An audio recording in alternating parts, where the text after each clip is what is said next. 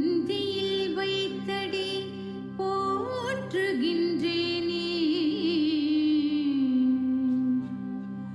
உந்தியில் வைத்தடி போற்றுகின்றேனே.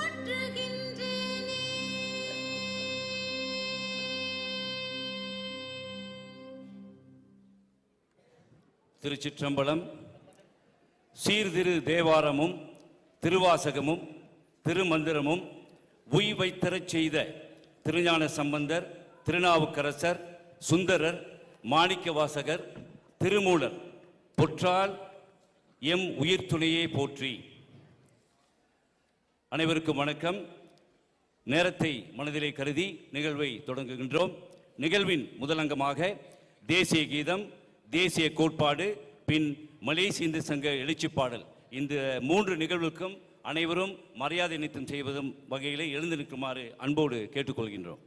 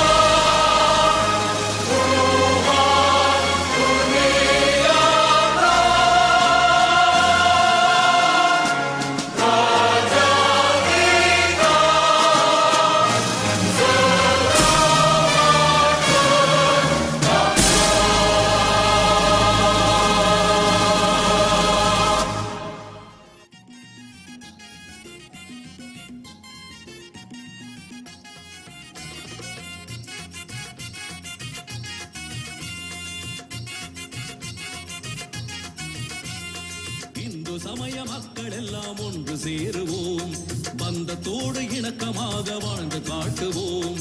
எந்த முறையும் இதற்கு ஈடு இல்லை எண்ணுவோம், எந்த முறையும் இதற்கு ஈடு இல்லை எண்ணுவோம். முந்து புகழ் இந்து தர்மம் முழங்க செய்திடுவோம், முந்து புகழ் இந்து தர்மம் முழங்க செய்திடுவோம்.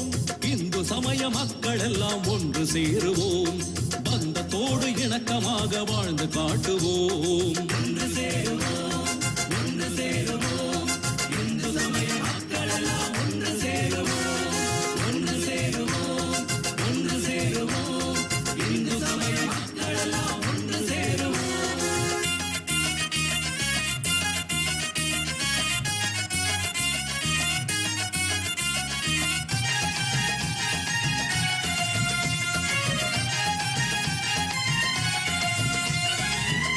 ஆதி காலம் தொட்டு வந்த மதமிது, ஆதிமூல நாயகனை கண்ட மதமிது.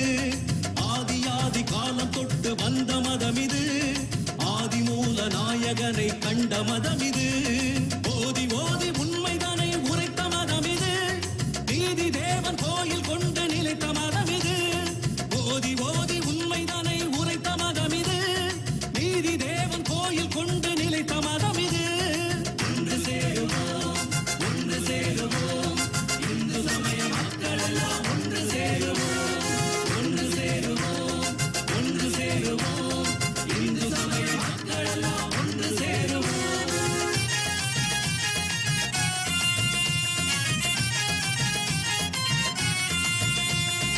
அன்பு வழி காட்டுவதும் இந்து தர்மமே, இன்ப நிலை கூட்டுவதும் இந்து தர்மமே. அன்பு வழி காட்டுவதும் இந்து தர்மமே, இன்ப நிலை கூட்டுவதும் இந்து தர்மமே. முன்பு உலகை உயர்த்தியதும் இந்து தர்மமே, துன்ப நிலை நீக்கியதும் இந்து தர்மமே. முன்பு உலகை உயர்த்தியதும் இந்து தர்மமே, துன்ப நிலை நீக்கியதும் இந்து தர்மமே. ஒன்று சேருவோம், ஒன்று சேருவோம்,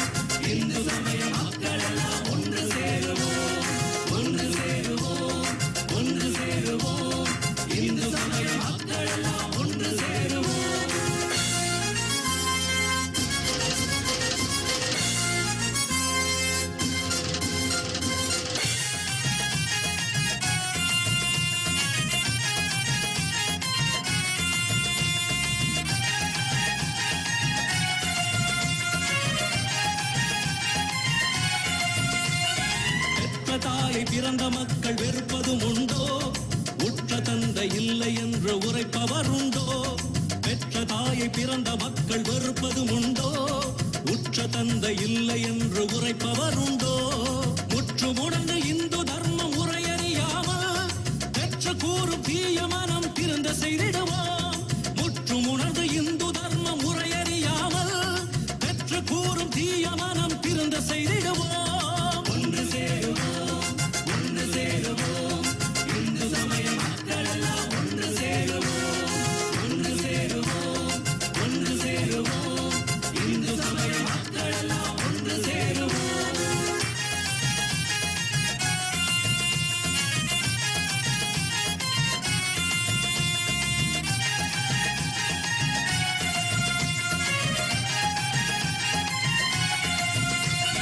உனது மதம் உனது வேதம் உரிமை காக்கவா? தனது மானம் தனது மதம் தர்மம் காக்கவா? உனது மதம் உனது வேதம் உரிமை காக்கவா? தனது மானம் தனது மதம் தர்மம் காக்கவா? இனிய மதம் எங்கள் மதம் என்று சொல்லவா? புனித மதம் எங்கள் மதம் என்று புகழவா?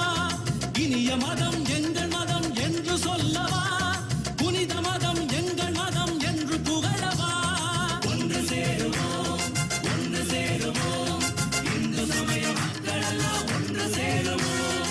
ஒன்று சேருவோம், ஒன்று சேருவோம், இந்து சமய மக்கள் எல்லாம் ஒன்று சேருவோம். வாழ்க வாழ்க வாழ்க.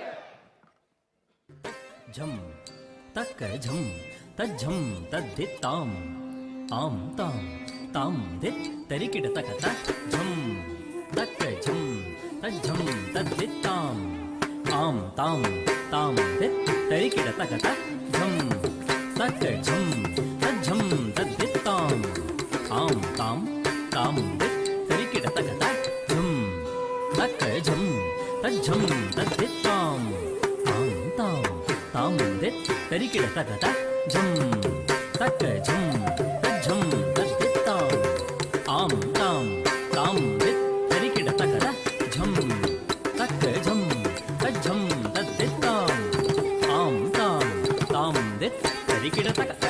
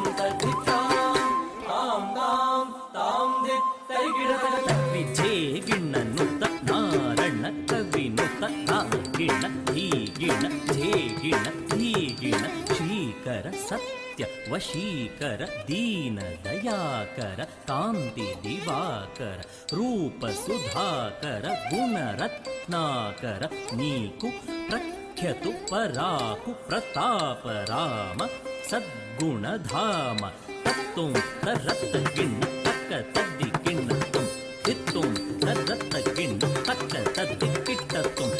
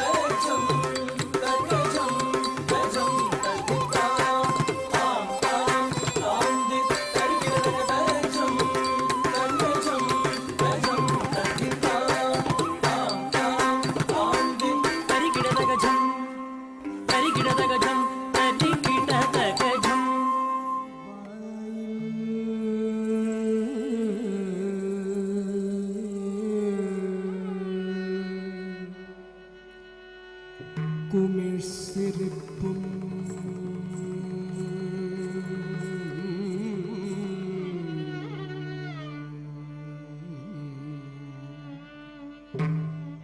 பணித்த சடையும்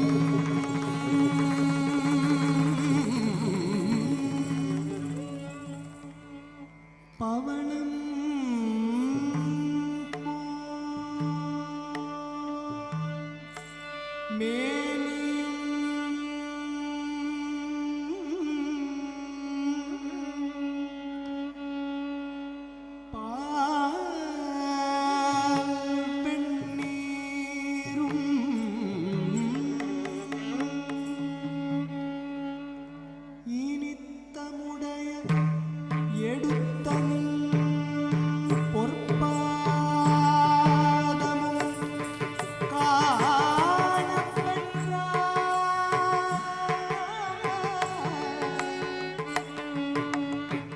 மனித்த பிறவியும் வேண்டுவதே இம்மாநிலத்தே மனித்த பிறவியும் வேண்டுவதே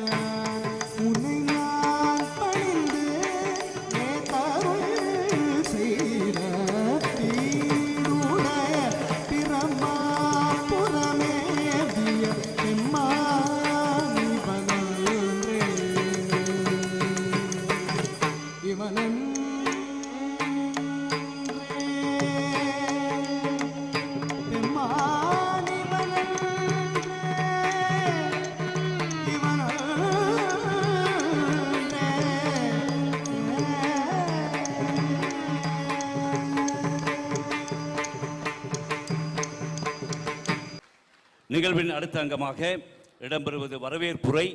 இதனை நிகழ்த்துவதற்காக மலேசிய இந்து சங்கத்தின் தேசிய கௌரவ செயலாளர் ஸ்ரீ கே மாணிக்க வாசகம் ஐயா அவர்களை அன்போடு அழைக்கின்றோம். நமச்சிவாய் வாழ்க, நாதன் தாழ் வாழ்க, இமைப்பொழுதும் நெஞ்சில் நீங்காதான் தாழ் வாழ்க. இன்று மலேசிய இந்து சங்கத்தின் 45வது திருமுறை 45வது ஆண்டு திருமுறை ஓதும் போட்டிற்கு இங்கே கூடியிருக்க அனைவருக்கும் வணக்கத்தை கூறிக்கொண்டு இதை தலைமை பொறுப்பை ஏற்றுக்கொண்டிருக்கும் எங்கள் அன்பு தலைவர் ஸ்ரீ காசி சங்கபூஷன் டி கணேசன் அவர்களே, தாப்பா நாடாளுமன்ற உறுப்பினரும் மாயிகாவின் துணைத் தலைவருமாகிய டத்து ஸ்ரீ சரவணன் அவர்களே, தமிழகத்திலிருந்து வந்திருக்கும் இங்கே வள்ளலார் மன்ற இயக்கத்தின் சுவாமி ஞானானந்த அவர்களே, மாயிகாவின் தேசிய தகவல் பிரிவு தலைவர் டத்தோ வி.எஸ். மோகன் அவர்களே, மலேசிய இந்து சங்கத்தின் தேசிய துணைத் தலைவர் அவர்களே, துணைத் தலைவர் திரு கணேஷ் பாபுரா அவர்களே, உதவி தலைவர் திரு முனியாண்டி அவர்களே, மற்றும் ஒரு உதவி தலைவர் திரு வேலாயுதம் அவர்களே, பொருளாளர் திரு ராஜேந்திரன் அவர்களே, நெகிரி மாநிலத்தின் மாநில தலைவர் மலேசிய இந்து சங்கத்தின் நெகிரி மாநில தலைவர் திரு ஐயா டாக்டர் கோபியானன் ஐயா அவர்களே, சங்க ரத்னாக்களே, சங்க பூஷன்களே, தொண்டர் மாமணிகளே, தொண்டர் மணிகளே, மாநில தலைவர்களே, வட்டார தலைவர்களே, பெற்றோர்களே, மாணவர்களே, அனைவரையும் வருக வருக என்று வரவேற்று இன்று நடக்கவிருக்கும் நிகழ்வுக்கு முக்கியமான ஒரு நன்றி சொல்லிடுறேன். டாக்டர் ஸ்ரீ சரவணன் அவர்கள் இன்று நடக்க இருக்கிற நிகழ்வுக்கு இன்றைக்கு நமக்கு உணவளித்து நம்ம காலை உணவு, மத்தியான உணவு, டீ டைம் எல்லாம் அவர் செலவு எடுத்துக்கிட்டாரு. இந்த வேளையில் அவருக்கு நன்றியை கூறிக்கொண்டு, பெற்றோர்கள் உங்களுக்கு உங்கள் மாணவர்களை நீங்கள் அவங்க இது போட்டிக்கு போன பிறகு பெற்றோர்கள் தயவு செஞ்சு இங்கே இருங்க. உங்களுக்கு நிறைய ப்ரோக்ராம்ஸ் இருக்குது. இந்திய தூதரகத்தில் இருந்து வருகிறார்கள். உங்கள் பிள்ளைங்களை அடுத்தடுத்து தமிழ்நாட்டுக்கு சென்று படிப்பதற்குள்ள ஒரு சில ஆலோசனைகள் நமக்கு வழங்கவிருக்கிறாங்க. மற்றும் நிறைய நிகழ்வுகள் இருக்குது. பெற்றோர்கள் தயவு செஞ்சு இங்கே இருக்குமாறு தாழ்மையோடு கேட்டுக்கொண்டு, நிகழ்வுனா கூட குறைச்சி இருக்கும். அதே போல் இந்த ஹாலு கூட குறைச்சி எதுவும் சிரமம் பார்க்காதீங்க. அடுத்தடுத்து நாங்கள் இம்ப்ரூவ் பண்ணிக்கிறோம். கூட குறைச்சி இருக்க தான் செய்யும். அதை ஒரு பொருட்டென கருத வேண்டாம் என்று கூறிக்கொண்டு, வருகை புரிந்த அனைவருக்கும் வருக வருக என்று கூறிக்கொண்டு, இறுதி வரை இருந்து இந்த நிகழ்வில் கலந்து சிறப்பிக்குமாறு மிகவும் தாழ்மையுடன் கேட்டுக்கொள்கிறோம். நன்றி, வணக்கம். தொடர்ந்து ஓர் சிறப்புரை. இதனை வழங்க துணைத் தலைவர், மலேசிய இந்து சங்கத்தின் துணைத் தலைவர் திரு கணேஷ் பாபு ராவ் ஐயா அவர்களை மேடைக்கு அழைக்கிறோம். அவர் தேசிய திருமுறை குழுவின் தலைவரும் ஆவர். நன்றி. நமச்சிவாய வாழ்க, நாதன் தாழ் வாழ்க, இமைப்பொழுதும் நெஞ்சில் நீகாதான் தாழ் வாழ்க. என் பெருமான் பாதம் போற்றி என்னை ஈண்டெடுத்த தாயை வணங்கி உங்கள் அனைவரும் வருக வருக வரவேற்கின்றேன். தேசிய பொதுச் செயலாளர் அவர்கள் சற்று முன்பு அனைத்து பிரமுகர்களையும் வரவேற்று விட்டார். நான் மீண்டும் அதை ஆரம்பித்து விட்டால் இன்னும் நேரம் எடுத்துவிடும். எங்களுக்கு இங்கே சிறப்பு விருந்தினராக வருகை புரிந்திருக்கின்ற மாண்புமிகு ஐயா டத்தோ ஸ்ரீ சரவணன் அவர்களுக்கு எங்களோட மனமார்ந்த நன்றியினையும் வாழ்த்துக்களையும் தெரிவித்துக் கொள்கின்றோம். 2 ஆண்டுகளாக சிறப்பாக இந்து சங்கத்தை வழிநடத்தி கொண்டிருக்கின்ற எங்களுடைய தேசிய தலைவர் சங்கபூஷன் ஐயா கணேசன் தங்கவேல் அவர்களே, ஏனைய பிரமுகர்களே, பெற்றோர்களே, மாணவர் மணிகளே, உங்கள் அனைவரும் மீண்டும் வருக வருக வரவேற்கின்றேன். மலேசியா இந்து சங்கம் தோற்றுவிக்கப்பட்டு 1965 தோற்றுவிக்கப்பட்டு இன்று 68ஆம் ஆண்டு பின்னரை போட்டு கொண்டிருக்கின்றது. இந்த 68 ஆண்டுகளிலே 45 ஆண்டு காலமாக திருமுதை விடாமல் நடத்தி கொண்டு ஓதி வந்து கொண்டிருக்கிறது ஒரு பெரிய விஷயம் என்பதை உங்களோடு தெரிவித்துக் கொள்ள கடமைப்பட்டிருக்கின்றேன். அன்பார்ந்த பெற்றோர்களே, மாணவர்களே, முக்கியமாக பெற்றோர்கள் என்றால் இந்த திருமுறை 45 ஆண்டு காலம் வந்திருக்காது. அதனால் அவர்கள் ஒரு பெரிய கரவொலி எழுப்பும்படி உங்கள் அன்போடு கேட்டுக்கொள்கின்றேன். என்னதான் பெற்றோர்கள் அதுக்கு உறுதுணையாக இருந்தாலும் மாணவர்கள் படிக்க மாட்டேன்னு அடம் பிடித்தாலும் பிரச்சனை தான். நம்ம மனநிலையெல்லாம் படித்த காரணத்தில் தான் இன்று இந்த 40 ஆண்டுகளை நம்ம தொடர முடிகின்றது. இன்னும் தொடருவோம் என்று கூறிக்கொள்ள ஆசைப்படுகின்றேன். உங்களிடம் சில விஷயங்களை ஏற்பாட்டுக்குழு தலைவர் என்ற முறையில் சொல்ல ஆசைப்படுகின்றேன். கிட்டத்தட்ட பல லட்சம் மாணவர்கள் இதுவரை திருமுறை கற்றிருக்கின்றார்கள். தெரியாதவர்களுக்கெல்லாம் சொல்கின்றேன், இந்து சங்கம் என்ன செய்து கொண்டிருக்கின்றது. இவ்வாண்டு 15,121 மாணவர் வட்டார ரீதியிலே போட்டியில் கலந்து கொண்டிருக்கின்றார்கள். அத்தனை டாக்குமெண்ட்டும் எங்கள்கிட்ட இருக்கு. மாநில ரீதியாக 4,182 மாணவர்கள் பங்கு பெற்றிருக்கின்றார்கள். இன்று தேசிய பேரவைக்காக 649 மாணவர்கள் போட்டியில் களமிறங்க இருக்கின்றார்கள். சராசரியாக 10,000 மாணவர்கள் ஒரு ஆண்டு இந்த போட்டியில் கலந்து கொள்கிறார் என்று கணக்கெடுத்தோமானால் 45 ஆண்டு காலங்களிலே 4,50,000 மாணவர்கள் இந்த திருமுறை கற்று செம்மையாக வாழ்ந்து கொண்டிருக்கின்றார்கள். ஸோ இந்த திருமுறை தொடர்ந்து கற்பதற்கு நீங்கள் வழிவகுக்க வேண்டும். திருமுறை கற்றவர்கள் நம் மதத்தை விட்டு போக மாட்டார்கள். ஸோ இந்து சங்கம் ஒரு கடமையில் திருமுறை வளர்த்து கொண்டிருக்கின்றது. நிறைய விஷயங்களை செய்து கொண்டிருக்கின்றது. அதையும் பார்த்தீங்கன்னா இந்த திருமுறையில் என்ன ஒரு முத்தாப்ப விஷயம்னா 6 வயது கீழ்ப்பட்ட மாணவர்களும் இன்று தேவாரம் படிக்க ஆரம்பித்திருக்கிறார்கள். 31 வயது 6 வயது கீழ் இருந்து 31 வயதுக்கு மேல்பட்டவர்கள் இதில் கலந்து கொள்கின்றார்கள். இந்த வருடம் 66 வயது உள்ள நபரும் இந்த போட்டியிலே கலந்து கொண்டிருக்கின்றார்கள். அப்படி என்றால் இந்த திருமுறை சீரார்கள் மட்டும் கிடையாது, அனைவரும் படித்துக் கொண்டிருக்கிறார் என்பதை தெல்ல தெளிவாக காட்டுகின்றது. திருமுறை மூலியமாக சமயத்தை இந்து சங்கம் 40 காலமாக வளர்த்து கொண்டிருக்கிறது. ஸோ அதை உங்களிடம் கூறிக்கொள்ள ஆசைப்படுகின்றேன். சமயத்தை வளர்ப்பதை விட சமயத்தை காப்பது தான் இப்படி கடுமையாக இருக்குது இந்த நாட்டிலே.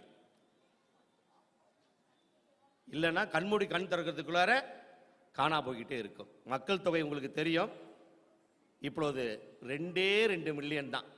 2.0001 வந்திருக்கு. அதில் இந்துக்கள் 1.6 மில்லியன்.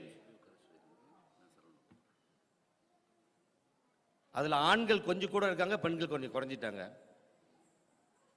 நாளுக்கு நாள் 2 மில்லியன்ல 1.6 மில்லியன் இந்துக்கள்னா 400,000 4 லட்சம் தமிழர்கள் மதம் மாறி இருக்கின்றார்கள். ஆரம்பத்தில் நம்ம தான். ஸோ இதற்கு என்ன செய்ய வேண்டும் என்று கேட்பதற்கு உங்களிடம் அன்போடு கேட்டுக்கொள்கின்றேன். இந்த திருமுறை நேரத்தில் உங்களிடம் சொல்ல முடியும்.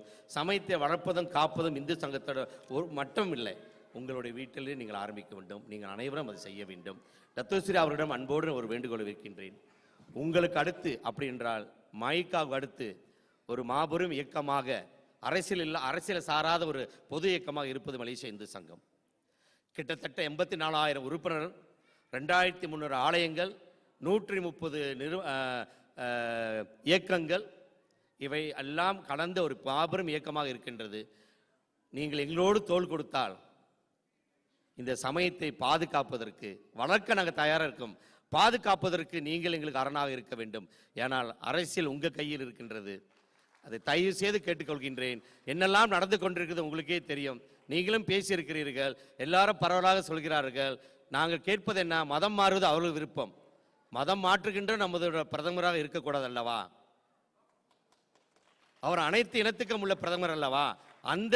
அந்த மன கஷ்டம் ஒழிய, ஏன்னா மதம் மாறுவது 18 வயசுக்கு மேலே அவங்களோட உரிமை. அவர்களை தடுப்பதற்கு நம்ம என்ன செய்ய வேண்டும் என்றால் நம் போதனை நடத்த வேண்டும். இப்போ ஒரு மாபெரும் அரசியல் சக்தியாக இருக்கின்ற மாயிக்காவுடன் நாம் கேட்டுக்கொள்வது, எங்களுக்கு உறுதுணையாக இருங்கள், வளர்ப்போம். உங்களில் இருக்கின்ற மெம்பர்களை நான் நினைக்கிறேன் 80% கண்டிப்பாக இந்துக்களாக தான் இருப்பார்கள். உங்களிடம் பல சமய உறுப்பினர்கள் இருக்கின்றார்கள், எனக்கு தெரியும். கிறிஸ்துவர் இருக்கிறார்கள், இந்து முஸ்லீம்கள் இருக்கிறார்கள், இந்துக்கள் இருக்கின்றார்கள். எது இருப்பினும் அவர்கள் எல்லாம் அரணாக நிறைய பேர் இருக்கின்றார்கள். நமக்கு தான் நீங்கள் தேவைப்படுகின்றீர்கள். அதை கொஞ்சம் சீர்தூக்கி பார்க்கும்போது கேட்டுக்கொள்கின்றேன். இந்த கலியுலகத்தில், இந்த டிஜிட்டல் உலகத்தில், அதான் நானும் பார்த்தேன். எப்போதும் பேனர் கட்டிக்கிட்டு இருப்போம். நம்மளும் கொஞ்சம் மாறுபன்னு சொல்லிட்டு டிஜிட்டல் போட்டு விட்டோம். ஆமா இல்லையா? டிஜிட்டல் போட்டோன்னா பேனரை பார்த்துக்கிட்டே இருப்பீங்க. இப்போ இங்கே வந்து எல்லாமே பார்க்கலாம், தூரத்தில் இருக்கிறவங்க பார்க்கலாம். இந்த டிஜிட்டல் உலகத்தில் இன்னைக்கு சமயம் சனாதன தர்மத்திலேருந்து இந்துவா மாறிச்சு, இந்துவா மாறி இன்னைக்கு தமிழ் சமயம் மாறிடுச்சு. நாளைக்கு இன்னொரு என்ன சமயம் வரப்போதோ தெரியவில்லை.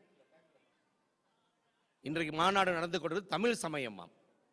தமிழும் சமயத்தையும் பிரிக்கவே முடியாது, நான் ஒற்றுக்கொள்கின்றேன். என்றைக்கு தேவாரம் திருவாசகம் இருக்கின்றதோ அன்றைக்கே தமிழும் இருக்கின்றது, சமயம் இருக்கின்றது. சமயம் இல்லாமல் தமிழ் வளராது, தமிழ் இல்லாமல் சமயம் வளராது. நாம் அனைவரும் ஒன்றாக இருக்க வேண்டும். அப்பொழுதுதான் நம் பிள்ளைகளுக்கு இதை எடுத்து செல்ல முடியும் என்று உங்கள் அன்போடு கேட்டுக்கொள்கின்றேன். இந்த வேளையிலே ஏற்பாடு தலைவராக சிலருக்கு நான் நன்றி கூற கடமைப்பட்டிருக்கின்றேன். மலாயிலே ஒரு பழமொழி இருக்கின்றது, லெம்பும்யா சுசு சப்பிம்யா நாமான்னு சொல்லுவாங்க. பால் தான் மூல காரணம் எல்லாத்துக்குமே. தயிரா இருக்கட்டும், மோரா இருக்கட்டும், நெய்யா இருக்கட்டும், பால் தான். அந்த பாலாக இருந்து இந்த நெய்யுக்கு இன்னைக்கு இந்த ஒரு மகுடத்தை சூட்டிய அனைவருக்கும் நான் நன்றி கூற கடமைப்பட்டிருக்கின்றேன். ஏனென்றால் அவர்கள் இல்லை என்றால் இன்றைய நிகழ்ச்சி இன்று சிறப்பாக இங்கே நடைபெறுவதற்கான வாய்ப்புகள் இல்லை. அதனால் தயவு செய்து அந்த நால்வரையும் நான் மேடைக்கு அழைக்கின்றேன். எனது கௌரவ பொதுச் செயலாளர் சகோதரர் மாணிக்க வாசகம், தேசிய பொருளாளர் ராஜேந்திரன், நெகிரி மாநில தலைவர் ஐயா கோபி ஆனந்த், தயவு செய்து மேடைக்கு வாங்க.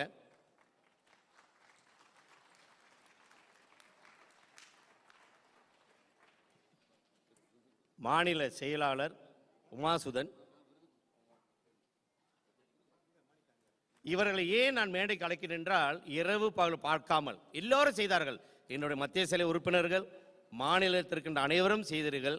ஆனால் இவர்கள் முக்கியமாக இருந்து எனக்காக, நான் கொஞ்சம் வேலை பளுவாக இருந்தது காரணத்தினால், உண்மையாக சொல்ல போனால் நான் இன்று தான் இங்கே வந்திருக்கின்றேன். எல்லாமே ஃபோன் கால்லேயே அவங்ககிட்ட சொன்ன விஷயத்தை எல்லாமே செய்த இவர்களுக்கு எனது மனமார்ந்த நன்றியினை தெரிவித்துக் கொள்கின்றேன். அவர்களுக்கு ஒரு பெரிய கரவொலி எழுப்பும்படி உங்கள் அன்போடு கேட்டுக்கொள்கின்றேன்.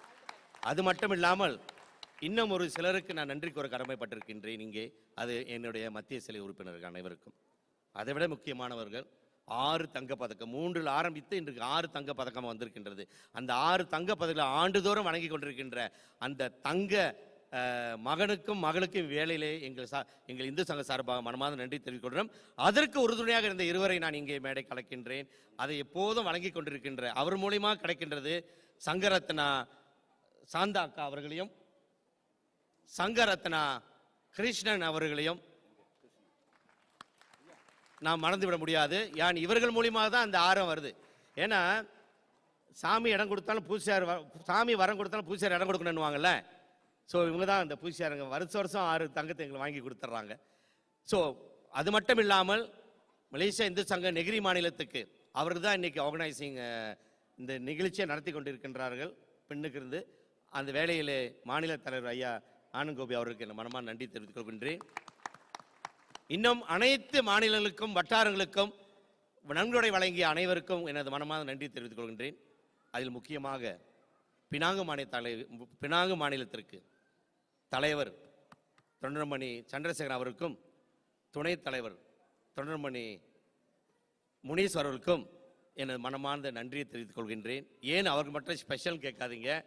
இன்றைக்கு அங்கே அழகான பரிசுகள் இருக்கின்றது இல்லையா, அந்த பரிசுகளை அவர்கள் மனமுடிந்து நம்மளுக்கு வழங்கி இருக்கின்றார்கள். அதற்காக ஒரு பலத்த கரவொலி எழுப்பும்படி கேட்டுக்கொள்கின்றேன்.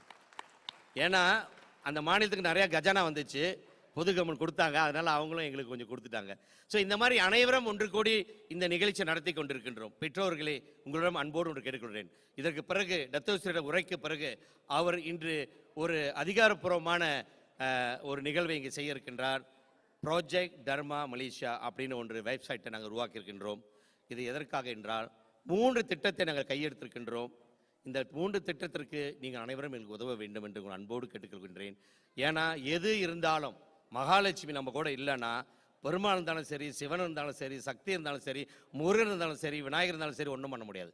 மகாலட்சுமி வேணும். அதுதான் என்னன்னா, அழகாக சொல்லுவாங்க, இங்கிலீஷில் வைட்டமின் எம்னு சொல்லுவாங்க. இந்த வைட்டமின் எம் இல்லாதனால தான் தேசிய பேரவை முழுமையாக நிகழ்ச்சியை கொண்டு போய் சேர்க்க முடியாமல் இருக்கின்றது. அதற்காக இப்பொழுது 3 ப்ராஜெக்ட் செய்து கொண்டிருக்கின்றோம். தயாளன மேடை கலக்கின்றேன், நான் முடிக்க போகிறேன். அந்த 3 ப்ராஜெக்டில் முதல் ப்ராஜெக்ட் வெற்றிவேல் தைப்பூசத்திற்காக வெற்றிவேல் என்ற ஒரு ப்ராஜெக்டை நாங்கள் இன்றில் லான்ச் பண்ண இருக்கின்றோம். அந்த டர்மா ப்ராஜெக்டில் ஒன்று இது வெற்றிவேல் என்னன்னா தைப்பூசத்தை எப்படி நெறிப்படுத்துவது, தைப்பூச விழாவை நெறிப்படுத்த வேண்டாம், வருகின்ற பக்தர்களை எப்படி நெறிப்படுத்த வேண்டும், என்ன செய்வேன் என்பதற்காக ஒரு பெரிய திட்டத்தை ஏற்படுத்தியிருக்கின்றோம். நாடு அளவில் செய்ய போகின்றோம். அதற்கு நமக்கு கஜானா வேணும். அதனால் இந்த லான்ச்சிங்கில் அது ஒரு பகுதி. யார் வேணாமானாலும் நீங்கள் QR கோடில் ஸ்கேன் பண்ணுங்களா போதும், ஆட்டோமேட்டிக்காக உலக அளவிலே அந்த காசு நமக்கு வந்து சேரும். இது உலக அளவிலே சேர்ப்பதற்காக கூகுளோடு சேர்ந்து இணைக்கப்பட்டு இந்த வேலையை செய்திருக்கின்றோம். ஓகேங்களா? இனி லான்ச் பண்ண பிறகு நீங்கள் போனோன்னே கூகுளில் வந்துடும் மலேசியா இந்து சங்கம். இரண்டாவது ப்ராஜெக்ட் ஆலயம் செல்வோம். ஆலயம் செல்வோம். இன்னைக்கு கோயிலுக்கு போய் ஆகணும் எல்லாரும். கோயிலுக்கு போகிறது மட்டும் இல்லை, கோயிலில் போய் சாமி கும்பிட்டுட்டு சமய வகுப்பும் தேவரம் படிக்கணும். ஸோ அதற்கு ஊக்குவிப்பதற்கு நமக்கு கஜானா தேவைப்படுகின்றது. ஸோ அதற்கு இரண்டாவது. மூன்றாவது நமதுடைய ஜெகநாதர் ஐயா ஆசிரமம், சுவாமி ஜெகநாதர் ஐயா ஆசிரமம் தாப்பாவில் இருக்கின்றது. பிரபலமாக இருக்கிறது உங்கள் அனைவருக்கும் தெரியும். அங்கேயும் நாம் ஒரு டொனேஷன் ஏற்படுத்தி அந்த இடத்தை ஆன்மீக மையமாக மாற்றி ஒரு குருகுலமாக மாற்றி அங்கே அனைத்து வசதிகளும் செய்து கொடுத்து எங்களோட கற்பனை அதுதான் இந்துக்களுக்கான ஒன் ஸ்டாப் சென்டராக உருவாக்க வேண்டும் நினைக்கின்றோம். கடைசியாக காசி யாத்திரைக்கு போக முடியாதவர்கள் அங்கே வந்து அவர்கள் இறுதி வாழ்க்கையை முடிக்கிறதுக்கான வாய்ப்பு இருக்குமானால் அதை செய்வதற்கான வேலைகளை நான் செய்ய வேண்டும் என்று நினைக்கின்றோம். அதற்கு இவ்வேளையில் இப்போது அந்த கோயிலை சிறப்பாக நடத்தி கொண்டிருக்கின்ற சகோதரர் மகேந்திரன் அவருக்கு எனது அன்பான நன்றியினும் வாழ்த்துக்களும் தெரிவித்துக் கொண்டிருக்கின்றேன். இந்த 3 நிகழ்ச்சிக்கும் ஒரே ஒரு வெப்சைட் தான். அந்த வெப்சைட்டில் போய் எந்த கேட்டகரியில் நீங்கள் காசு போட போகிறீங்களோ ஸ்கேன் பண்ணிடலாம். தயவு செய்து இன்றைக்கி லான்ச் பண்ண பிறகு QR கோட் அங்கங்கே இருக்கும், பார்த்து ஸ்கேன் பண்ணுங்கள். நீங்கள் ஸ்கேன் பண்ணும்போது நீங்கள் 1 வெள்ளி போடலாம், 10 வெள்ளியும் போடலாம், 100 வெள்ளியும் போடலாம். அதுக்கப்புறம் இது உலக அளவில் வந்துச்சுன்னா இந்த பணம் அனைத்தும் சொல்லப்பட்ட இந்த 3 நிகழ்ச்சிக்கு பயன்படுத்த வாய்ப்பு இருக்கின்றதை கூறிக்கொள்ள நான் ஆசைப்படுகின்றேன். மீண்டும் ஒரு முறை உடன் சொல்கின்றேன், நாம் வாழ்ந்து விட்டோம், நமது காலம் முடிய இருக்கின்றது. நமது பிள்ளைகளும் ஏதோ தத்தளித்து கொண்டு வந்து விட்டார்கள். நமது பேர பிள்ளைகளும் கொள்ளு பேர பிள்ளைகள் அந்த நாட்டில் வாழ வேண்டும் என்றால் 2 விஷயங்கள் இந்த நாட்டில் இருக்க வேண்டும். ஒன்று கோயில், அதுதான் சமயம். ஒன்று பள்ளிக்கூடம், அதுதான் ஒழுக்கம். இதை 2ம் இருந்து விட்டால் நாம் காலங்காலமாக இருக்கிறதுக்கான வாய்ப்பு இருக்கின்றது என்பதை கூறிக்கொண்டு மீண்டும் ஒரு முறை உங்கள் அனைவருடைய பொறுப்பாளர்களையும் வணங்கி எங்களுக்கு இந்த வாய்ப்பினை கொடுத்த உங்கள் அனைவருக்கும் நன்றி கூறி இந்த மேடையில் இருக்கின்ற உங்கள் அனைவரோட பொறுப்பாளர்களை வணங்கி நன்றி கூறி விடைபெறுகின்றேன். இன்பமே சூழ்க, எல்லோரும் வாழ்க. நிகழ்வின் அடுத்த அங்கமாக சிறப்புரையாற்றி மலேசிய இந்து சங்கம் 45வது தேசிய திருமுறை விழாவினை அதிகாரப்பூர்வமாக தொடக்கி வைப்பதற்கு இன்றைய நிகழ்வுக்கு சிறகம் சேர்த்தாற்போல் இங்கு பெருமதிப்புடன் அமர்ந்திருக்கும் அன்பிற்கும் அபிமானத்திற்கும் மதிப்பிற்கும் மரியாதைக்கும் உரிய மாண்புக்கும் உரிய தாப்பா நாடாளுமன்ற உறுப்பினரும் மாயிகாவின் தேசிய துணைத் தலைவருமாகிய டத்தோஸ்ரீ டாக்டர் மு சரவணன் முருகன் அவர்களை அன்பு பாராட்டி பிரதான மேடைக்கு அன்போடு அழைக்கின்றோம். வாருங்கள் டத்தோஸ்ரீ அவர்களே.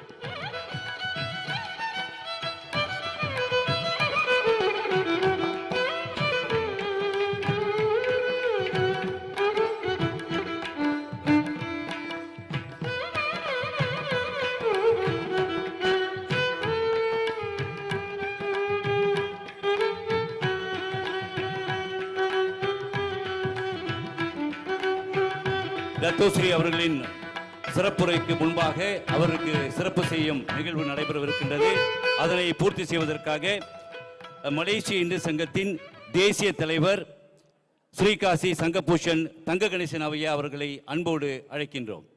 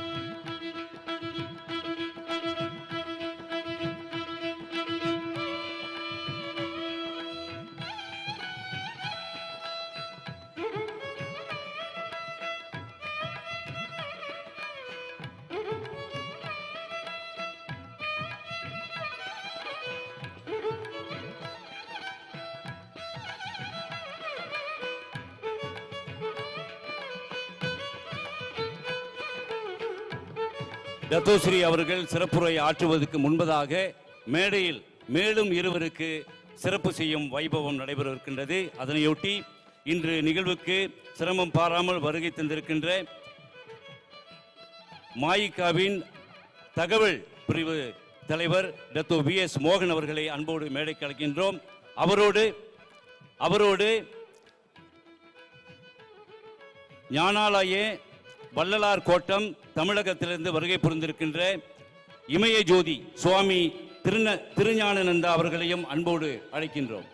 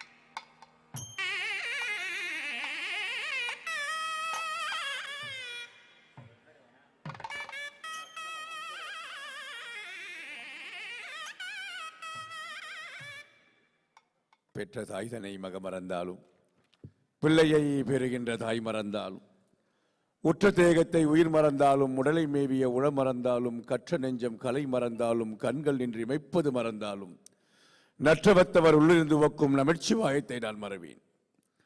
கற்ற பேரோடு கூடி நில்லேன் கனிவு கொண்டும் திருவடி ஒரு கனவிலும் கருதிலேன் நான் நல்லேன். குற்றமே புரிவது என் குணமாகும் அப்பெரும் குற்றமெல்லாம் குணமெனக் கொள்வது என் அருட்குணமாகும் எண்ணில் என் குறை பொறுத்து அருள் புரிகுவாய். பெற்றமே விழுப்பெருந்தகையின் அருளுரு பெற்று நோக்கும் சுடரே பிரணவகார விமலஸ்வரூபமே வேதமிழ் பரபிரமே கற்றக சென்னையுள் கந்த கோட்டத்தில் வளர்த்தலம் மோங்கும் கந்தவேலி பூழியர்கோன் வெப்பொழித்த பூழியர்கோன் கடல் போற்றி ஆலிமிசை கல்மிதப்பில் அணைந்த பிரான் அடி போற்றி வாழி திரு நாவலூரன் வந்தொண்டர் பதம் போற்றி ஊழிமலை திருவாதவூர் திருத்தால் போற்றி. மலேசிய இந்து சங்கத்துடைய தேசிய தலைவர் மரியாதைக்கும் மாண்பிற்கும் உரிய பெருந்தகை ஸ்ரீ காசி தங்க கணேசன் அவர்களே, சங்கத்துடைய துணைத் தலைவர் மரியாதைக்குரிய திருவாளர் கணேஷ் பாபுராவ் அவர்களே, சங்கத்துடைய தேசிய உதவித் தலைவர்கள் மரியாதைக்குரிய வேலாயுதம் அவர்களே, திருவாளர் முனியாண்டி அவர்களே, பொருளாளர் திருவாளர் ராஜேந்திரன் அவர்களே, இந்த நிகழ்ச்சிக்கு நம்மோடு வருகை புரிந்திருக்கின்ற வள்ளலார் தமிழகத்திலிருந்து வள்ளலார் ஸ்தாபத்தைச் சேர்ந்த சுவாமிஜி அவர்களே, இந்த வரலாற்று சிறப்புமிக்க திருமுறை மாநாட்டில் கலந்து கொண்டிருக்கின்ற மாயிகாவின் தேசிய தகவல் பிரிவு தலைவர் திருவாளர் தினாலன் அவர்களே, முன்னாள் சட்டமன்ற உறுப்பினர் அரசு ஆட்சிக்குழு உறுப்பினர் மரியாதைக்குரிய டத்தோ VS மோகன் அவர்களே, முன்னாள் பிரதமர் இந்திய சமுதாயத்துக்கு அதிகமாக உதவிகள் வழங்கிய முன்னாள் பிரதமரை காஜாங் சிறைச்சாலையில் வைத்து பத்திரமாக பார்த்து கொண்டிருக்கின்ற காஜாங் சிறைச்சாலையின் இயக்குனர் மரியாதைக்குரிய அண்ணாதுரை அவர்களே, மலேசிய ஊடகங்களில் இனிசையால் தமிழ் பரப்பும் அருமை நண்பர் பாண்டித்துரை அவர்களே, இந்து சங்கத்துடைய பொறுப்பாளர்கள் உங்கள் அனைவருக்கும் இந்த காலை வேளையினுடைய வணக்கத்தை கூறிக்கொண்டு, ஏறக்குறைய 650 மாணவர்கள் இந்த நிகழ்ச்சிக்கு பிறகு திருமுறை போட்டியிலே பங்கெடுக்கவிருக்கின்றார்கள். நானும் ஒரு காலத்தில் மாணவனாய் இருந்ததுண்டு, இதுபோல போட்டிகளில் கலந்து கொண்டது. குறிப்பாக 1980களில் SM பொன்னையா அவர்கள் தலைவராக இருந்த காலகட்டத்தில் இந்து சங்கம் நடத்திய பேச்சு போட்டிகளில் கலந்து கொண்டது உண்டு. ஆகவே ஒரு மாணவனுடைய எதிர்பார்ப்பு என்னவென்று எனக்கு தெரியும். போட்டி ஆரம்பிப்பதற்கு முன்னால் யாராவது தொடர்ந்து இப்படி மேடையிலே பேசிக்கொண்டே இருந்தால் எப்பொழுது இவர்கள் முடிப்பார்கள், நாங்கள் எப்பொழுது திருமுறை பாடி பரிசை பெற்று சொல்வதென்ற ஒரு மனோநிலையில் தான் மாணவர்கள் இருப்பார்களே ஒழிய நான் பேசுவதற்கு கேட்கக்கூடிய மனோநிலையில் அவர்கள் இருக்க மாட்டார்.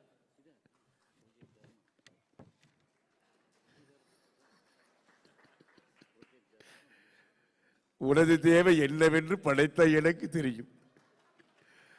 ஆக ஒரு அனைவருக்கும் என்னுடைய மனமார்ந்த வாழ்த்துக்களை தெரிவித்துக் கொண்டு இது 45வது ஆண்டு திருமுறை ஓதும் விழா. 44 ஆண்டுகள் தொடர்ந்து ஒரு நிகழ்ச்சியை நடத்துவது என்பது அவ்வளவு சுலபமான காரியம் கிடையாது. ஆனால் இந்த நாட்டிலே அருமை நண்பர் கணேஷ் பாபு அவர்கள் சொன்னது போல ஏறக்குறைய 2 மில்லியன் மக்கள் தொகை கொண்ட ஒரு சமுதாயத்தில் 4 ஒரு பகுதி மலேசிய இந்துக்களுக்கு திருமுறைகளை சொல்லிக் கொடுத்த ஒரு பேர் இயக்கம் மலேசிய இந்து சங்கம் என்றால் அது யாருமே மறுக்க முடியும். இந்த நாட்டில் திருமுறையை மலேசிய இந்து சங்கம் வளர்த்த அளவிற்கு வளர்த்த இயக்கங்களே கிடையாது. ஒவ்வொரு ஆண்டும் பல ஆயிரம் மாணவர்களை திருமுறையில் தேர்ச்சி பெற செய்து தமிழோடு இசை பாடல் மறந்தறியேன் என்று அந்த இசை பாடல்களை தமிழோடு கொண்டு சேர்த்த பெருமை மலேசிய இந்து சங்கத்திற்கு. நிறைய நான் ஏறக்குறைய இந்த 45வது ஆண்டு திருமுறை ஓதும் விழா நான் இதுல ஏறக்குறைய என்னுடைய நேரடி தொடர்பு 40 ஆண்டுகள் தொடர்ச்சியாக இருக்கிறது. 1980 எஸ்.எம். பொன்னையா அவர்களுடைய தலைமையில் நான் பங்கு கொண்ட காலம் தொட்டு இன்று வரை இந்து சங்கத்தோடு ஒரு நெருங்கிய உறவு நமக்கு. அதனால கணேஷ் பாபு சொன்னதில் நான் இன்றுமே மறுக்க முடியாது. மாயிக்காவிற்கு அடுத்து மிகப்பெரிய பேர் இயக்கம் அப்படின்னா அது மலேசிய இந்து சங்கம் தான். ஆனால் கால்வாசிக்கு மேல மாய்கா தலைவர் தான் உறுப்பினராக இருக்காங்க, மறந்துடாதீங்க. என்னுடைய உறுப்பினர் பதவியை என்னுடைய உறுப்பியத்தை கூட எனக்கு தெரியாம களவாடிட்டாங்க இந்து சங்கத்தில்.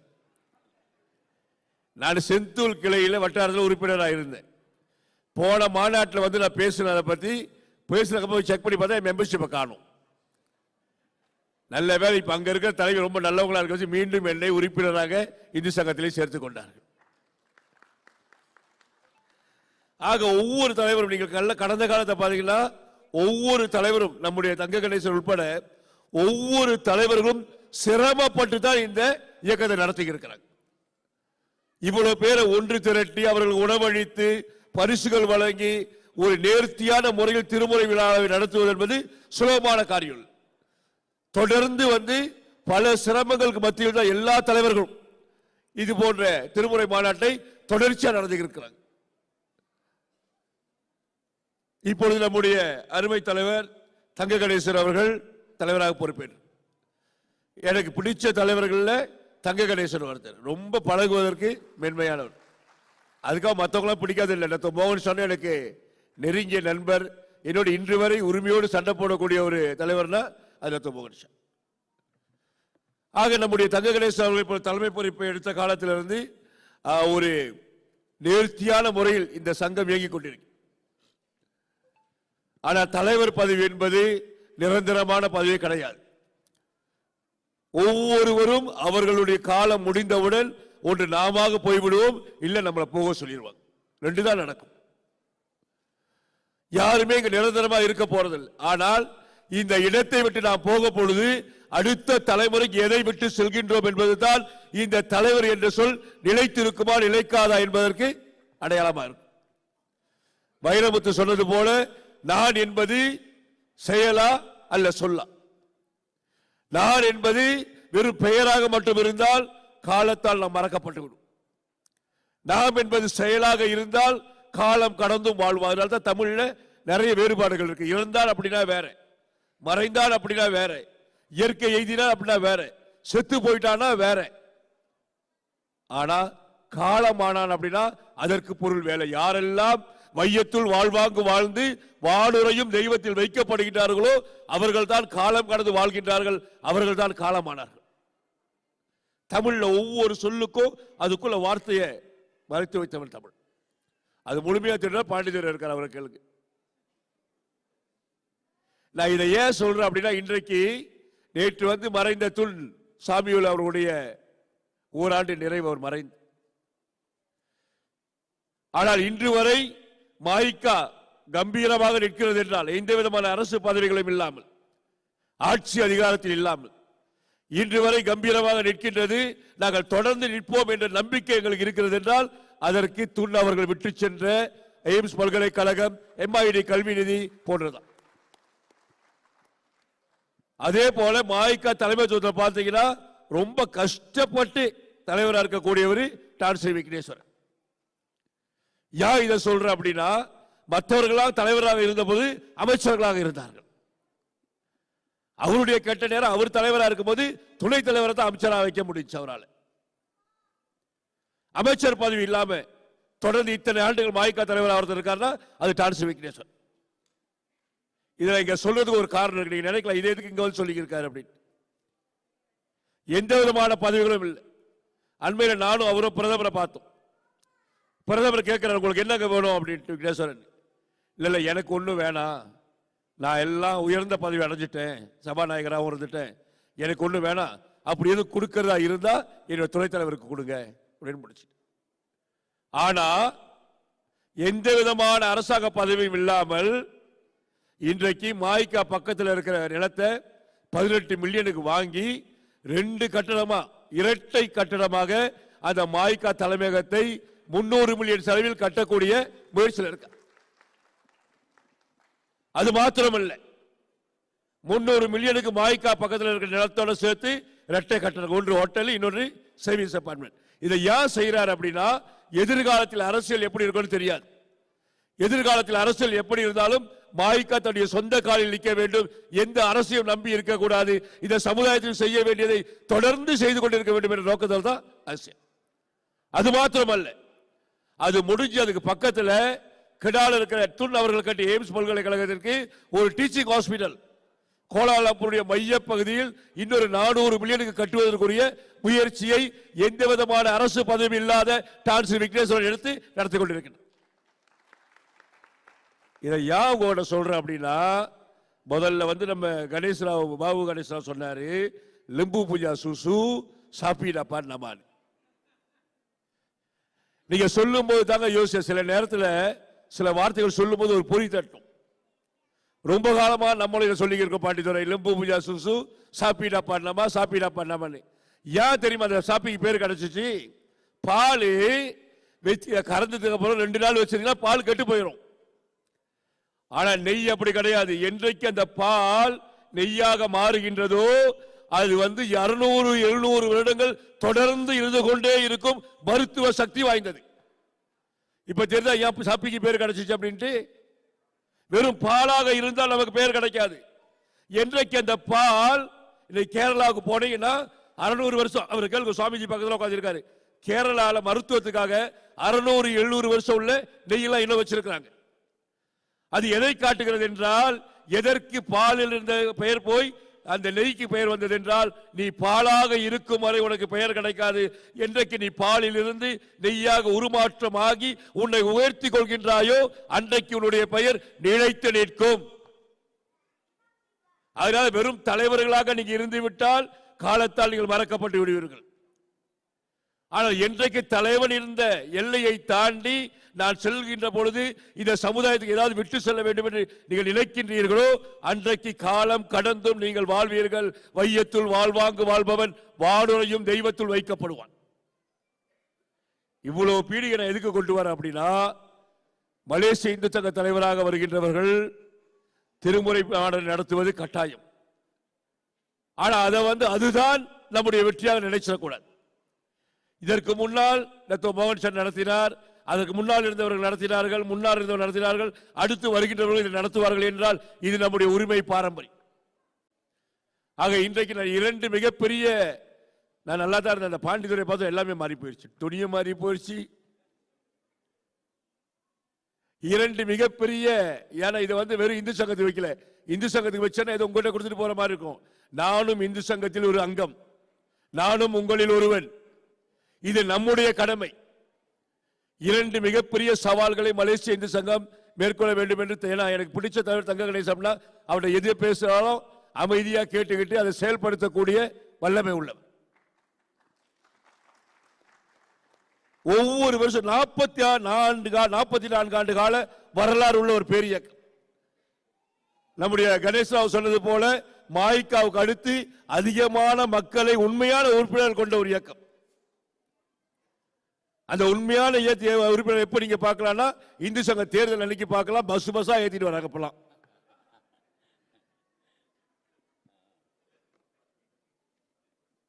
நான் உங்களை அன்போடு கேட்டுக்கொள்கிறேன். ஒவ்வொரு ஆண்டும் திருமணி 44 ஆண்டுகளாக நடத்தி கொண்டிருக்கிறோம். 2000 பேரை திரட்டக்கூடிய சக்தி படைத்த ஒரு இயக்கமாக இருக்கின்றோம். இதுதான் நேரம். நீங்கள் உங்களுக்கென்று சொந்த மண்டபத்தையும் கட்டிடத்தையும் கட்ட வேண்டிய நேரம். அதுக்காக தான் சொன்ன ஒரு பதவியில் இவ்வளவு சீரான நான் எதுக்கு சொன்னேன் அப்படின்னா, இந்து சங்க தலைமைத்துவம் இந்த திருமுறை இந்த நிலையை தாண்டி தயவு செஞ்சு நமக்காக ஒரு சொந்த மண்டபமும் கட்டடமும் கட்டக்கூடிய நிலைக்கு நம்மை தயார்படுத்த இது முதல் சவால். ஒரு 2000 பேர் உள்ள மண்டபங்க ஒரு 20-25 மில்லியன்ல முடிச்சிடலாம். சாதாரண நிறைய கோயில் தலைவர்கள் இருக்கிறாங்க. சாதாரண படிக்காத கோயில் தலைவர்கள் 2-3 மில்லியனுக்கு கோயிலை கட்டி முடிச்சிடும் பொழுது இத்தனை சக்திவாத இயக்கத்தை நம்மளால கட்ட முடியாதா? ஏதாவது ஒரு மாநிலத்தில் நிலம் கேளுங்க, 5 ஏக்கர் 10 ஏக்கர். தொடர்ந்து முயற்சி செய்வோம், எல்லோரும் சேர்ந்து முயற்சி செய்வோம். முன்னதான் பரவாயில்ல, இந்தியர் தலைவர்கள் எல்லாம் வேற வேற கட்சியில இருந்தாங்க. இவர் கேட்டா டிஏபி விட மாட்டாரு, டிஏபி கேட்டா பிகேஆர் விட மாட்டாரு, பிகேஆர் கேட்டா மாய்கா விடாது. இன்றைக்கு எல்லாம் அடானி அப்படின்ட்டு ஒரு அடியில திரண்டு இருக்கும். இதுதான் நேரம். இதை விட்டா நமக்கு நல்ல வாய்ப்பு வர பரவாயில்ல. முயற்சியை உடனே கட்டி முடியும். 5 வருஷம் பிடிக்கலாம், 10 வருஷம் பிடிக்கலாம், இல்ல 20 வருஷம் கூட பிடிக்கலாம். மாய்கா பக்கத்தில் இருந்த நிலத்தை வாங்கி எங்களுக்கு வந்து திருப்பி எங்களை விட்டு கை விட்டு போய் 25 வருஷம் ஆச்சு. 25 வருஷம் கழிச்சா திருப்பி வாங்கி கட்டுறதே கட்டுறோம். அதனால ஒருவேளை இப்போது நாம் எடுக்கின்ற முயற்சி அடுத்த தலைவர் வரும்போது தான் முடிக்க முடியும். அதை பத்தி கவலை இல்லை. 40 ஆண்டுகள் நம்மளை விட்டு கழிஞ்சிருச்சு. இந்த மாணவர்கள் தங்களுடைய சொந்த மண்டபத்தில் அடுத்து வருகின்ற 5 ஆண்டுகளில் திருமுறை மாநாடு நடத்தக்கூடிய மனோநிலைக்கு மலேசிய இந்து சங்கம் தயாராக 110 வட்டார பேரவை இருக்குது. ஒவ்வொரு பேரவையும் இது எங்களுடைய கட்டடம். நினைச்சு பாருங்க, சாதாரண கோயில் தலைவர் பாபுரா 1 மில்லியன் 2 மில்லியன் கோயில் கட்டிடுறாங்க. ஏன் இவ்வளவு பெரிய இயக்கத்தால 10-15 மில்லியனுக்கு ஒரு சொந்த மண்டபத்தை நம்மளால கட்ட முடியாது? அதுதான் நம்முடைய அடுத்த இலக்காக இருக்கும். நானும் உங்களோடு சேர்ந்து இந்த அறப்பணியில் என்னை ஈடுபடுத்திக் கொள்ள தயாராக இருக்கின்றேன். சின்ன சின்ன இயக்கம் பெரிய பெரிய மண்டபம் வச்சிருக்கிறாங்க. அதனால இந்த முயற்சி நம்முடைய ஒரு நான் விதைச்சிட்டேன். அதை எப்படி கொண்டு போறது அப்படின்றத தலைவர் தங்க கணேசன் விட்டாரு. நமக்கு ஆனால் இன்னும் 5 அல்லது 10 ஆண்டுகளில் நமக்கு ஒரு 2000 பேர் அமரக்கூடிய மண்டபத்தோடு ஒரு கட்டடம் நமக்கு தேவை. அது நாட்டில் எந்த பகுதியில் இருந்தாலும் சரி. கோலாலம்பூர்ல கேட்டீங்கன்னா நிலத்தோட விலை ஐயோ போயிடும். நாட்டுடைய ஏதாவது ஒரு பகுதியில் இதை நாம் செய்தாக. தாப்பா மகேந்திரன் உட்கார்ந்து இருக்காரு. தாப்பாலே ஒரு 5 ஏக்கர்ல 10 ஏக்கர் நிலம் இருந்தா மனு செய்யுங்க. அங்க உள்ள நாடாளுமன்ற உறுப்பினர் பேசி பாருங்க. அவர் எதுவும் சப்போர்ட் பண்ணி வாங்கி கொடுக்கிறாரான்ட்டு. இது நம்முடைய முதல் இலக்கு. ஆரம்பிப்போம், தொடர்ந்து செய்வோம். 5 வருஷம் 10 வருஷம் கழிச்சு கூட ஆனா நமக்கு என்று சொந்த மண்டபம் இருக்கக்கூடிய ஏன்னா மிகப்பெரிய பெரிய இயக்கம். எதுக்கு போய் நம்ம பேசுறவன்றெல்லாம் சண்டை போட்டுக்கிட்டு அவனுங்களை திருத்தவே முடியாது. ஆனா நம்முடைய இந்து சங்க பாடல்களே இருக்கு. ஆதி காலம் தொட்டு வந்த மதம் இது, ஆதிமூல நாயகனை கொண்ட மதம் இது, ஓதி ஓதி உண்மைதனை உரைத்த மதம் இது, நீதி தேவன் கோவில் கொண்டு நிலைத்த. இதை யாருமே மாற்ற முடியாது. பேசிக்கிட்டே தான் இருப்பான். இன்னைக்கு நேரத்தில் 6ஆவது நூற்றாண்டிலிருந்து சங்கம் வளர்த்த மதுரையில் பாலி மொழி ஆட்சி மொழி அடிச்ச சமணர்கள் அன்னிலிருந்து பேசிக்கிட்டு தான் இருக்கிறான். 3 பேர் அடிச்சு தூக்கிட்டு போயிட்டாங்கல்ல. தேவார முதலி 3 அவ்வளவு பத்தி தூக்கி வீசிட்டு போயிட்டாங்களா? ஒண்ணுமே செய்யல. அவங்க வேலையை செஞ்சாங்க. அவங்க போய் சமணர்கிட்ட சண்டை போடல. சனாதனம் அப்படி பேசிக்கிட்டே தான் இருப்பான். தேவார முதலில் போய் யார்ட்டையும் சண்டை போடல, கூட்டம் போடல, கொடி அறிக்கல, ஒன்றும் இல்லை. அவன் பாட்டில் ஓதுனாங்க. இன்னிசையால் தமிழ் பரப்பும் ஞான சம்பந்தற்கடியே தமிழோடு இசை பாடல மறந்தறியன்னு அவங்க தமிழ் பரப்புனாங்க, சமயத்தை பரப்புனாங்க. எதிரி காணா போயிட்டான். ஒரு கோடு அழிக்கிறதுக்கு நேரத்தை எடுத்துட்டு போய் ரப்பரை போட்டு அழிச்சுட்டு நேரத்தை வீணாக்காதீங்க. அது பக்கத்தில் ஒரு பெரிய கோடு போட்டீங்கன்னா சின்ன கோடு தானா காணா போயிடும். இதுதான் நம்முடைய முதல் இலக்கு. 2வது இலக்கு, இவ்வளவு பிரச்சனைக்கும் காரணம் இந்த பிள்ளைகளுக்கு பள்ளிக்கூட நிலையில சமய கல்வி வழங்கப்படவில்லை. இன்றைக்கு அவங்க கல்வி அமைச்சர் புதுசா இஸ்லாமிய மாணவர்களுக்கு பாடத்திட்டம் கொண்டு வருவாங்க. நாம ஏங்க அதை போய் சண்டை போட்டுக்கிட்டு? நாம கேட்க வேண்டியது, மலேசிய இந்து சங்கமும் இந்த நாட்டில் இருக்கிற இந்து ஆலயங்களும் வலியுறுத்த வேண்டியது, எங்களுடைய மாணவர்களுக்கு தமிழ் பள்ளியில் எங்களுடைய சமய வகுப்பு நடத்தப்பட வேண்டும். ஏன்னா இப்பதான் ஒவ்வொரு தேர்தலுக்கும் கேட்கிறாங்களா இந்தியர்களுக்கு என்ன வேணும் அப்படின்ட்டு. ஒவ்வொரு இந்துவும் இந்த நாட்டிலே கேட்க வேண்டியது, சனாதனத்தை சண்டை போட வேண்டாங்க. ஒவ்வொரு இந்துவும் கேட்க வேண்டியது, இந்த நாட்டில் இருக்கின்ற தமிழ் பள்ளிக்கூடங்களில் எங்களுக்கு சமயத்தை போதிப்பதற்குரிய அனுமதி இந்த அரசு தலைவர். நாங்க மலாய் பள்ளியில கேட்கல, சீன பள்ளியில கேட்கல. தமிழ் இப்பதானே சொன்னீங்க தமிழும் சைவமும் பிரிக்க முடியாது அப்படின்ட்டு. ஒருவேளை தமிழ் இல்லை என்றால் சைவமே மறைந்து போயிருக்கும் 7ஆம் நூற்றாண்டில். அப்ப தமிழ் பள்ளிக்கூடம் பேர் வச்சுட்டு எங்களுடைய தமிழ் பள்ளிக்கூடத்தில் சமய வகுப்பு கட்டாயம் ஆக்கக்கூடாது என்பதை வலியுறுத்தி நாட்டில் இருக்கின்ற ஒவ்வொரு இந்துவும் நம்முடைய அடுத்த இலக்கு தமிழ் பள்ளிக்கூடங்களில் சமய வகுப்பு கட்டாயம் நடத்தப்பட வேண்டும் என்பதை முன்னெடுக்க வேண்டியது மலேசிய இந்து சங்கத்துடைய கடமை. கிடைக்கல அப்புறம் பார்த்துக்குவோம். இன்னைக்கு பல இடத்துல நம்ம ஓட்டு போடுறதெல்லாம் ஜெயிக்க முடியுது. இந்த நாட்டில் யாரும் 2000-3000 ஓட்டுக்கு மேல ஜெயிக்கவே முடியலையே. 40-50 தொகுதிகளில் இந்துக்கள் தானே முடிவு பண்ண போற வெற்றி தோல்வியை. ஆக ஒவ்வொரு இந்துவும் வலியுறுத்த வேண்டியது, யாருக்கோ போய் கொடி பிடிச்சு இருக்கும், யாருக்கோ போய் ஓட்டு போட்டு இருக்கோம், அந்த ஓட்டு இந்த சமுதாயத்துக்கு நன்மை பயக்கக்கூடியதாக இருந்து எந்த அரசு தமிழ் கல்வியை தமிழ் பள்ளிக்கூடம் அனுமதிக்கின்றதோ அவர்களுக்கு தான் இந்துக்களுடைய ஓட்டு என்ற முடிவு எடுத்தால் நிச்சயம் சைவம் மலர்ந்தே தீரும்.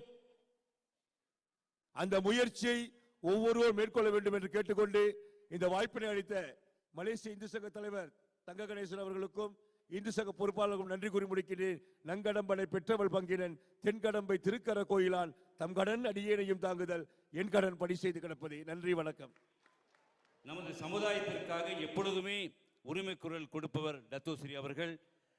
அவர் தனது உரைக்கு திரையிட்டு நமது நிகழ்வுக்கு வெளியிட்டிருக்கின்றார். அவருக்கு ஒரு பலத்த கரவொலி வழங்குமாறு அன்போடு கேட்டுக்கொள்கின்றோம்.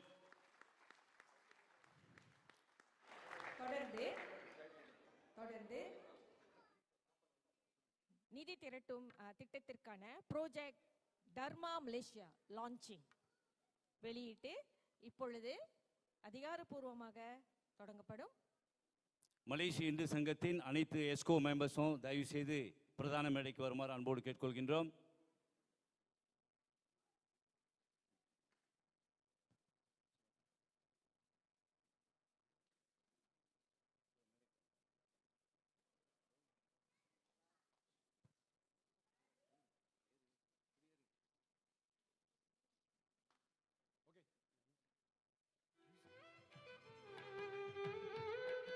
Project Dharma Malaysia.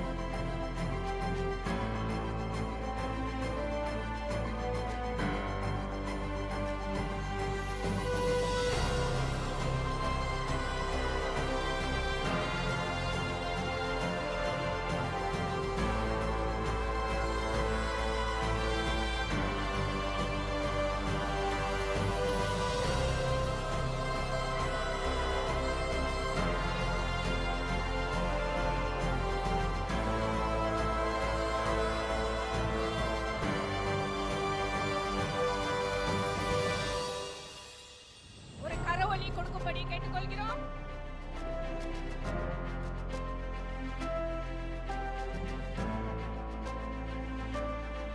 Malaysia Hindu சங்கம் தேசிய பேரவை அணியினருக்கு வாழ்த்துக்கள்.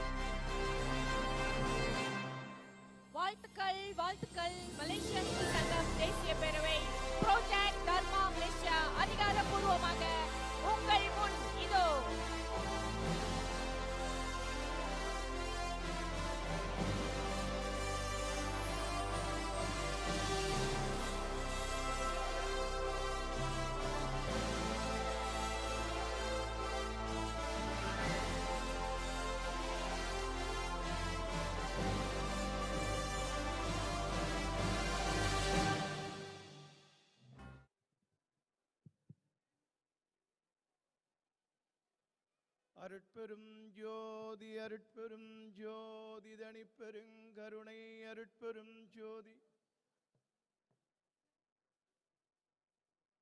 தென்னாடுடைய சிவனே போற்றி.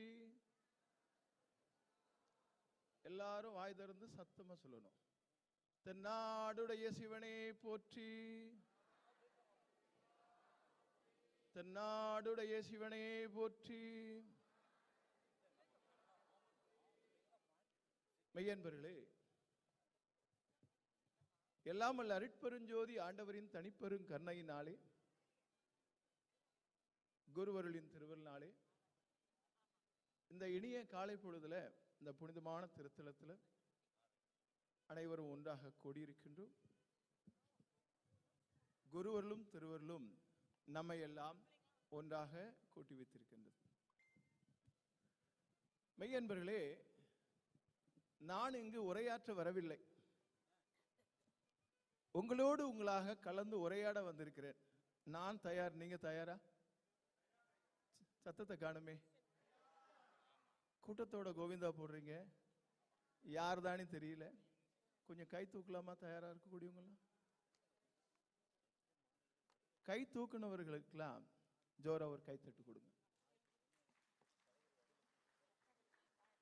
கைத்தட்டுல என்னைக்கும், கை தட்டுவதில் என்னைக்கும் கஞ்சத்தனம் வைக்க கூடாது. ஜோரா கைத்தட்டுங்க.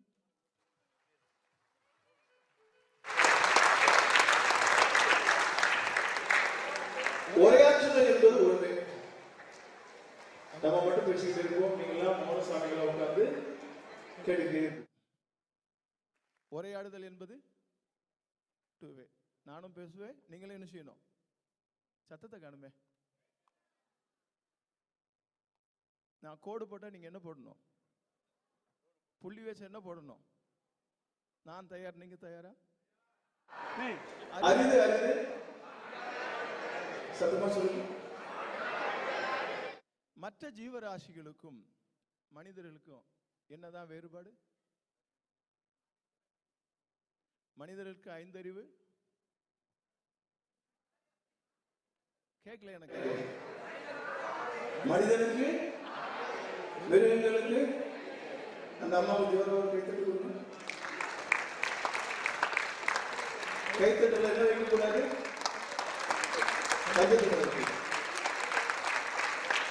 அந்த 6வது அறிவு என்பது எது? பகுத்தறிவு. அந்த சிங்கக்குட்டிக்கு ஜோரா ஒரு கைத்தட்டு கொடுங்க. எதை பகுத்து அறிவது? இப்ப தானே ஒரு ஒப்பந்தம் போட்டோம்.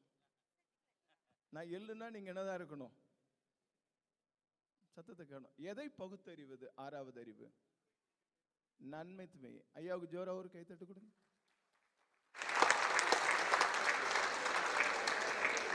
நன்மை தீமையை நன்றாக பகுத்தறிவது 6வது அறிவு. யார்கிட்ட இருக்குது? மனிதர்களிடம். யார்கிட்ட இல்லை? மற்றவங்கிட்ட இல்லை அப்படின்னு நீங்க சொல்றீங்க. ஒரு தெருநாய், முன்ன பின்ன தெரியாத ஒரு தெருநாய் ஒன்றை நீங்க பாக்குறீங்க. அந்த நாய்க்கு நீங்க என்ன பண்றீங்க? ஒரு ரொட்டி துண்டு போடுறீங்க. அந்த நாய் என்ன பண்ணும்? கேட்டதுக்கு பதில் வேணும், பாலாட்டம். அடுத்த நாளும் அதே போல போடுறீங்க, என்ன பண்ணும்? அடுத்த நாளும் நீங்க அந்த பக்கத்துல வருமான தூரத்தை பார்க்கும்போது உங்களை என்ன செய்யும்? பாலாட்டம். நீங்களாம் நல்லவங்க, கண்டிப்பா என்ன போடுவீங்க? ரொட்டி துண்டு போடுவீங்க. ஆனா நல்லா இல்லாதவங்க ஒருத்தவங்க கல்லால் அடிக்கிறாங்க. அந்த கல்லால் அடிப்பவரை அந்த நாய் பார்த்தா என்ன பண்ணும்? அடுத்த நாளும் கல்லால் அடிக்கிறார், என்ன பண்ணும்? பண்ணும். தூரத்தை பார்த்த உடனே என்ன செய்யும்? குறைக்க ஆரம்பிக்கும். ரொட்டி துண்டு நல்லதா கெட்டதா? சத்தமா சொல்லுங்க. கல்லடி வாங்குறது நல்லதா கெட்டதா? எது 6வது அறிவு? அதான் நாய்க்கு தெரிஞ்சிருக்க. 6வது அறிவு யாருக்கு இருக்குது? மிருகங்களுக்கும் நல்லதை கெட்டதை பகுத்து அறியக்கூடியது இருக்குது. சுனாமி நல்லதா கெட்டதா? சத்தத்தை காணோம். கெட்டது. எவ்வளவு தொழில்நுட்பங்கள் இருந்தாலும் கூட இந்த நேரத்தில் இப்பொழுது நிலநடுக்கம் வரும், சுனாமி வரும் என்று கண்டறியக்கூடிய தொழில்நுட்பம் யார்கிட்ட இல்லை? மனிதர்கிட்ட இல்லை. 26/12/2004 இங்க இந்தோனேசியாவில் என்ன வந்தது? சுனாமி வந்தது. ஏறத்தாழ ஒரு 4.5 லட்சம் மக்கள் உலகத்தில் என்ன செஞ்சிட்டாங்க? இறந்துட்டாங்க. இலங்கையில காளே அப்படின்னு சொல்லக்கூடிய ஒரு வன விலங்குகள் சரணாலயம் இருக்கு. அதை பார்க்க போன நல்லதை கெட்டதை நன்றாக பகுத்து பார்க்கக்கூடிய மனிதர்கள் யாரும் அந்த சுனாமிக்கு தப்பவில்லை. ஆனா ஒரு விலங்கினங்கள் கூட என்ன செய்யல? சுனாமிக்கு அகப்படவில்லை. இப்போ சுனாமி நல்லதா கெட்டதா? சத்தத்தை காணோம். சுனாமி கெட்டது. யாருக்கு தெரிஞ்சது? விலங்குகளுக்கு தெரிஞ்சது. யாருக்கு தெரியல? தெரியல. இப்ப யாருக்கு 6வது அறிவு இருக்கு? விலங்குகளுக்கு. அந்த சிங்கக்குட்டிக்கு ஜோரா ஒரு கைத்தட்டு கொடுங்க.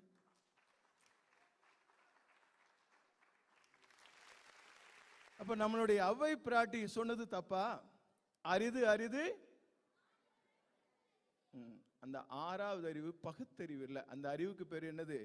மெய்யறிவு. என்ன அறிவு? மெய்யறிவு. புல்லாகி போடாய், புழுவாய் மரமாகி, பல்விருகமாகி, பறவையாய் பாம்பாகி, கல்லாய் மனிதராய், பேயாய் கணங்களாய், வல்ல அசுரராகி முனிவராய் தேவராய், செல்லான் என்ற இத்தாவர சங்கமத்துள் எல்லா பிறப்பும் பிறந்து இளைத்தேன் எம்பெருமான், மெய்யே உன் பொன்னொடிகள் கண்டுண்டு வீடுற்றேன். சொன்னது யார்? மாணிக்கவாசக பெருமான். மாணிக்கவாசக பெருமான். மெய்யன்பர்களே, இன்றைக்கு நம்ம இணைத்து வைத்திருப்பது இதனை இதனால் இவன் முடிக்கும் என்று அதனை அவற்றுக்கு நிழல் என்பது திருவள்ளுவர் பெருமானுடைய திருவாக்கு. அந்த திருவாக்கின்படி இன்னைக்கு நம்மெல்லாம் ஒன்றாக கலந்துருக்கணும்னா இந்த அறுதிசு பிரதேசி தமிழ்நாட்டிலிருந்து மலைய பல்கலைக்கழகத்தில் வள்ளல் பெருமானுடைய ஒரு அற்புதமான ஒரு மாநாடு நடந்தது. அதற்கு நம்முடைய இந்து சங்கத்தினுடைய தலைவர் காசி சங்கபூஷணம் தங்க கணேசன் ஐயா அவர்கள் வந்தாங்க. அன்பு பிடிச்சு இந்த அறுதிசு பிரதேசி கொடுத்தாங்க. உங்க முன்னாடி கொண்டு வந்துட்டாங்க. சரி, இது இந்து சங்கத்தோடைய மலேசிய இந்து சங்கத்தோடைய 45வது ஆண்டு திருமறை உபதேச ஒரு அற்புதமான விழா. என்னை நன்றாக செய்தனன் தன்னை நன்றாக தமிழ் செய்யுமாறு. யார் சொன்னது? தெரியுமா தெரியாதா? ஒன்னு ஆமான்னு சொல்லுங்க, அது இல்லைன்னு சொல்லுங்க. தெரியுமா தெரியாதா? தெரியாது. தெரியணுமா வேண்டாமா? தெரியணும். எத்தனை திருமுறைகள் இருக்கின்றது? 12 திருமுறைகள். 10வது திருமுறையோட பேர் என்ன? திருமந்திரம். இந்த அம்மாவுக்கு ஜோரா ஒரு கைத்தட்டு கொடுங்க. என்ன மந்திரம்? திருமந்திரத்துக்கு மறுமந்திரமே இல்லை. திருமந்திரத்துக்கு மறுமந்திரமே இல்லை. 8000 ஆண்டுகள். எத்தனை ஆண்டுகள்? 8000 ஆண்டுகள் கடுந்தவம் புரிந்து ஆண்டுக்கு ஒரு பாடலாக கொடுத்ததுதான் எனது திருவாவடுதுறையிலிருந்து திருமூல பெருமான் கொடுத்ததுதான் எனது திருமந்திரம். வள்ளல் பெருமான் சொல்லுவாங்க, தோத்திரத்தில் சிறந்தது திருவாசகம். தோத்திரத்தில் சிறந்தது திருவாசகம். சாத்திரத்தில் சிறந்தது திருமந்திரம்.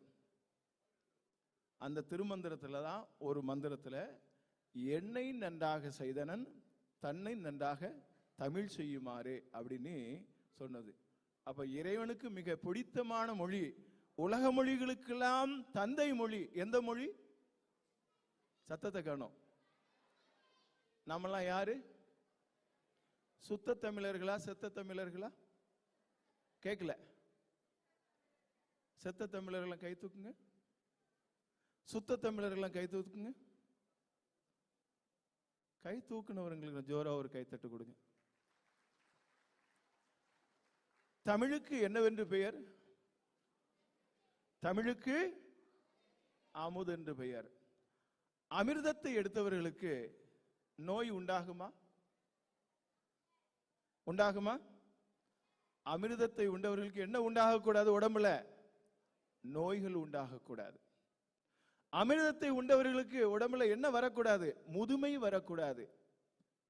அமிர்தத்தை உண்டவர்களுக்கு உடம்புல என்ன வரக்கூடாது? மரணம் வரக்கூடாது. இவர்கள் தான் யாரு? தமிழர்கள். யாரு?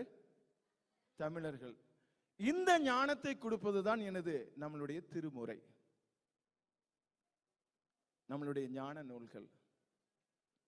திருக்குறள், அவ்வை பிராட்டியோடைய அவ்வை குறள் அத்தனையும் நமக்கு தெரியணுமா வேண்டாமா?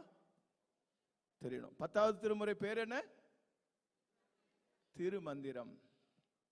அந்த திருமந்திரத்துல ஒரு மந்திரம், உடம்பார் அழியில் உயிரார் அழிவர், திடம்பட மெஞ்ஞானம் சேரவும் மாட்டார், உடம்பை வளர்க்கும் உபாயம் அறிந்து உடம்பை வளர்த்தேன் உயிர் வளர்த்தேனே. ஏதா புரியுதா? ஒண்ணு ஆமான்னு சொல்லுங்க, இல்ல இல்லைன்னு சொல்லுங்க. புரிஞ்ச மாதிரி இருக்குது, ஆனா புரியல. இங்க கூடியிருக்கவங்க எந்த நாட்டுல இருந்து, எந்த நாட்டுல உள்ளவங்க? ஜெர்மன் ஆரிஜினா? தமிழர்களா அல்லது வேற நாடா? தமிழ் தானே. தெரியணுமே வேண்டாமா? ஏன் தெரியணும் அப்படிங்கிறதுக்கு முக்கியமான ஒரு காரணம் இருக்கின்றது. நமக்கு உடம்பு இருக்குதா? உடம்பு இருக்குது. இந்த உடம்புக்கு உள்ளுக்குள்ள என்ன இருக்குது? உயிர் இருக்குது. உடம்பார் அழியில் உயிரார் அழிவர்.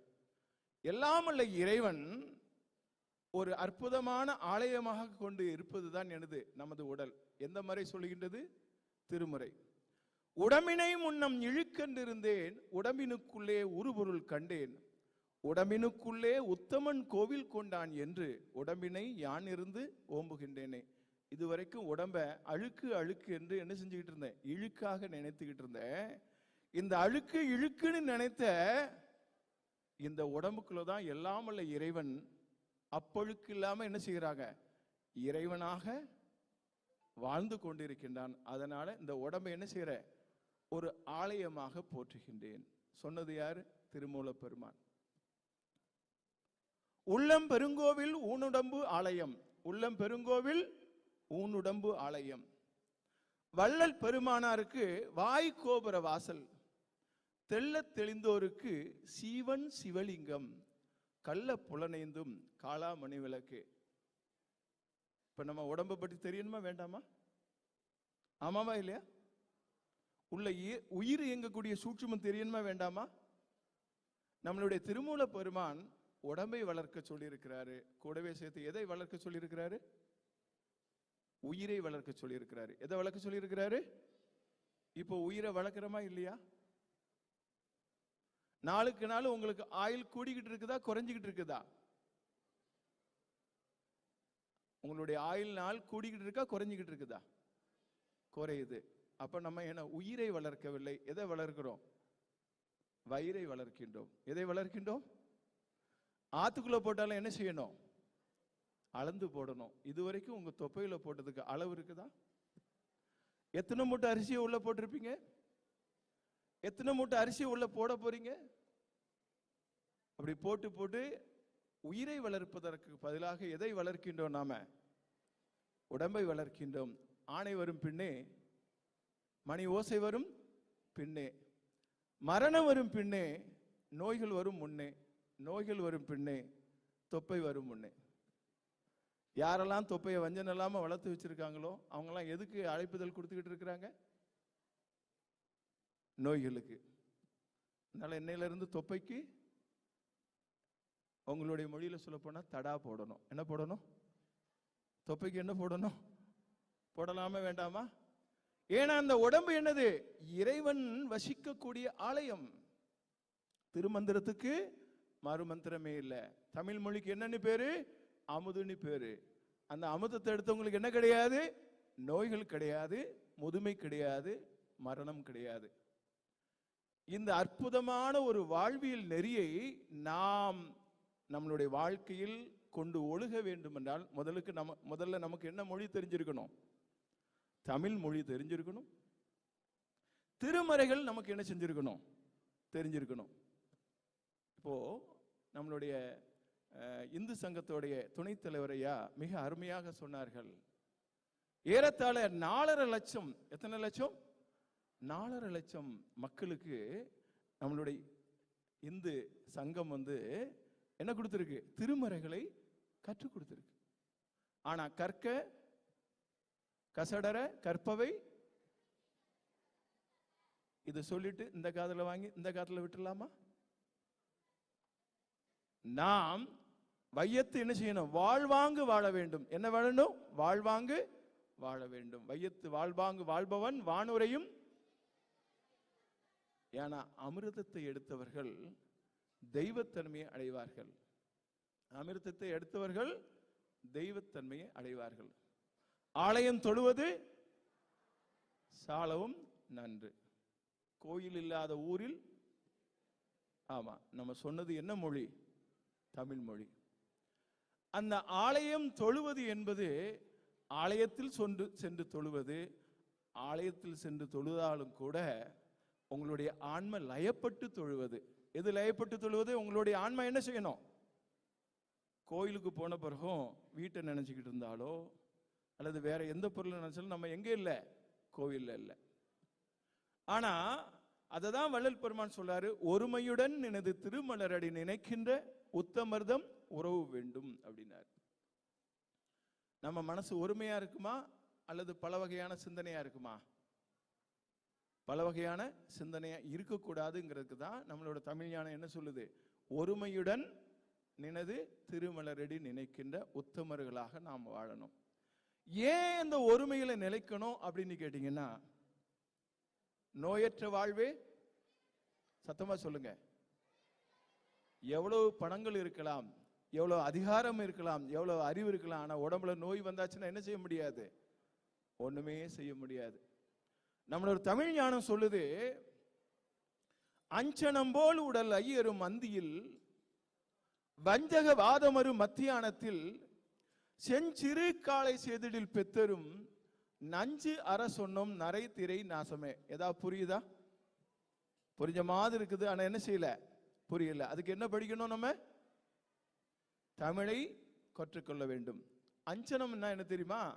கண்ணுக்கு எல்லாரும் அம்மாக்கெல்லாம் என்ன போடுவீங்க? கண்மை போடுவீங்க. கண்ணுக்கு என்ன அழகு? கண்ணுக்கு மை அழகு. அதே போல உங்க உடம்பே மிக அழகாக மாறிவிடும். எது இல்லைன்னா தெரியுமா?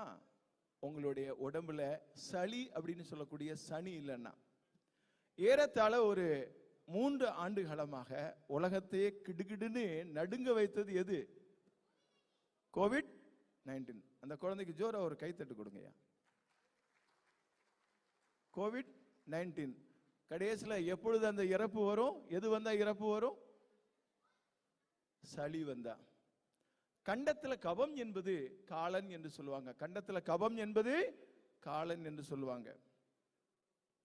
திருமூல பெருமான் திருமந்திரத்தில் சொல்லி இருக்கிறாரு, செஞ்சிறு காலை செதிடில் பித்தரும் வஞ்சக வாதமரும் மத்தியானத்தில். காலையில செஞ்சாச்சுன்னா என்ன செய்யணும்? மாலையில செஞ்சாச்சுன்னா அந்தியில் கபம் ஐயருங்கிறார். அஞ்சனம் போல் உடல் ஐயரும். ஐயனது கபம்.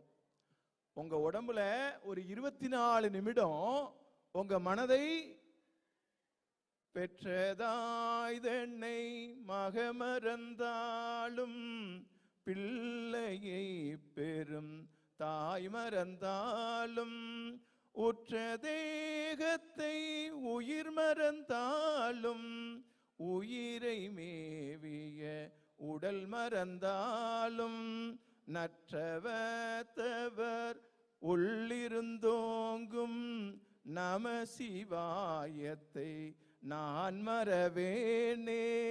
நற்றவத்தவர் உள்ளிருந்தோங்கும் நம சிவாயத்தை நான் மறவேனே.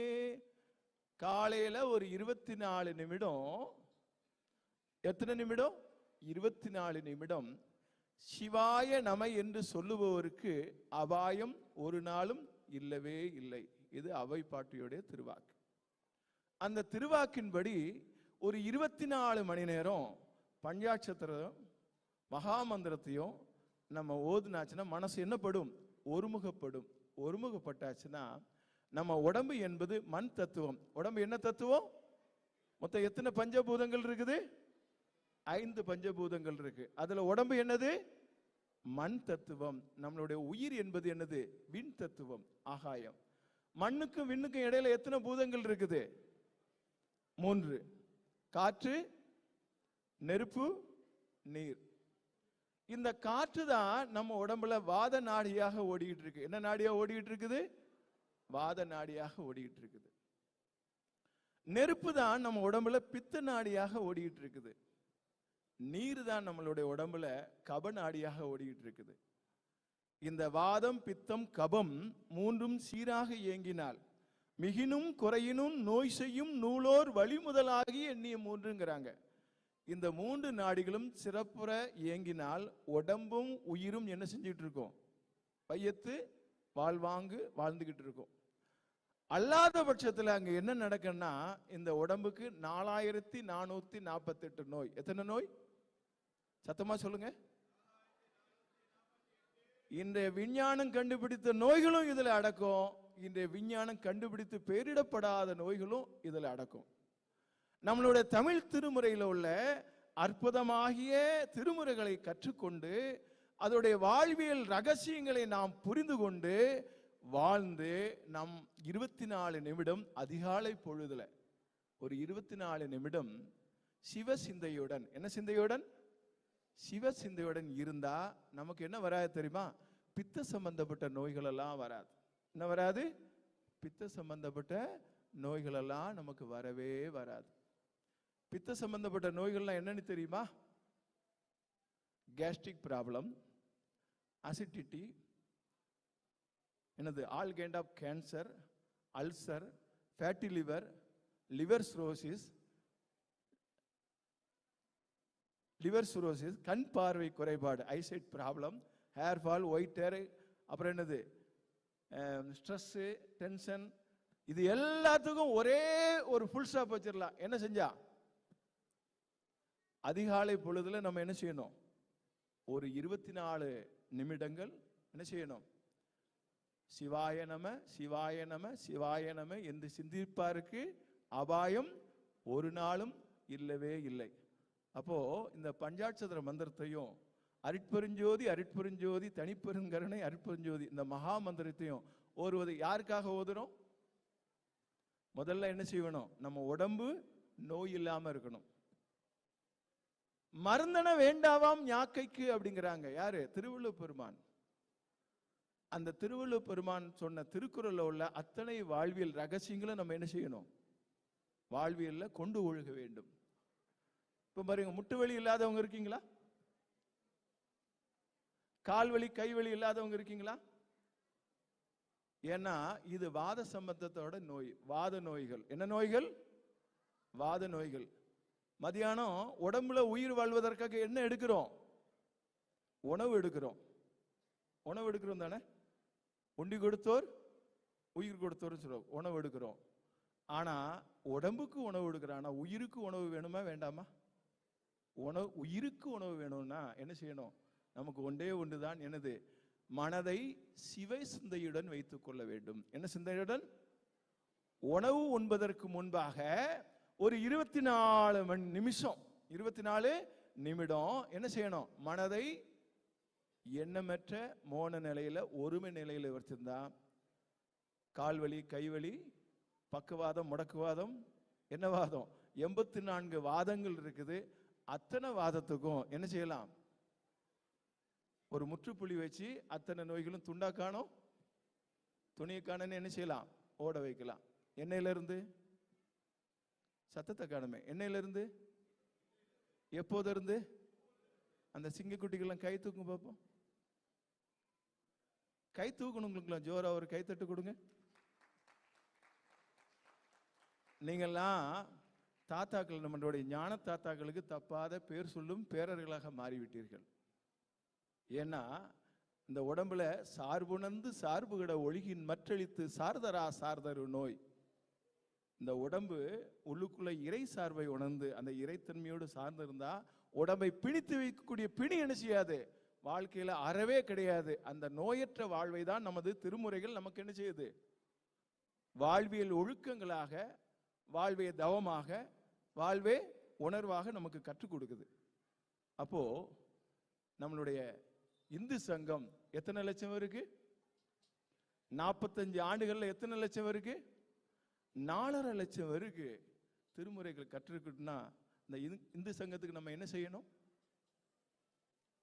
இந்த மொழி மொழிக்கிறீங்க, திருவிழாவில் காணாம கைத்தட்டுங்க, சத்தமா சொல்லுங்க, கைத்தட்டுங்க. இந்த கைத்தட்டுறது யாருக்காக? உங்களுக்காக. இந்த நேரத்தில் நம்ம எல்லாம் கூட்டி வச்சிருக்கக்கூடிய நம்ம இந்து சங்க தலைவர் அன்பு பிடிச்சு நம்ம கூட்டு வந்தாரு. நம்ம ஐயாவுக்கு காசி சங்க பூசணம் தங்க கணேசன் ஐயாவுக்கு ஜோரா ஒரு கைத்தட்டு கொடுங்க.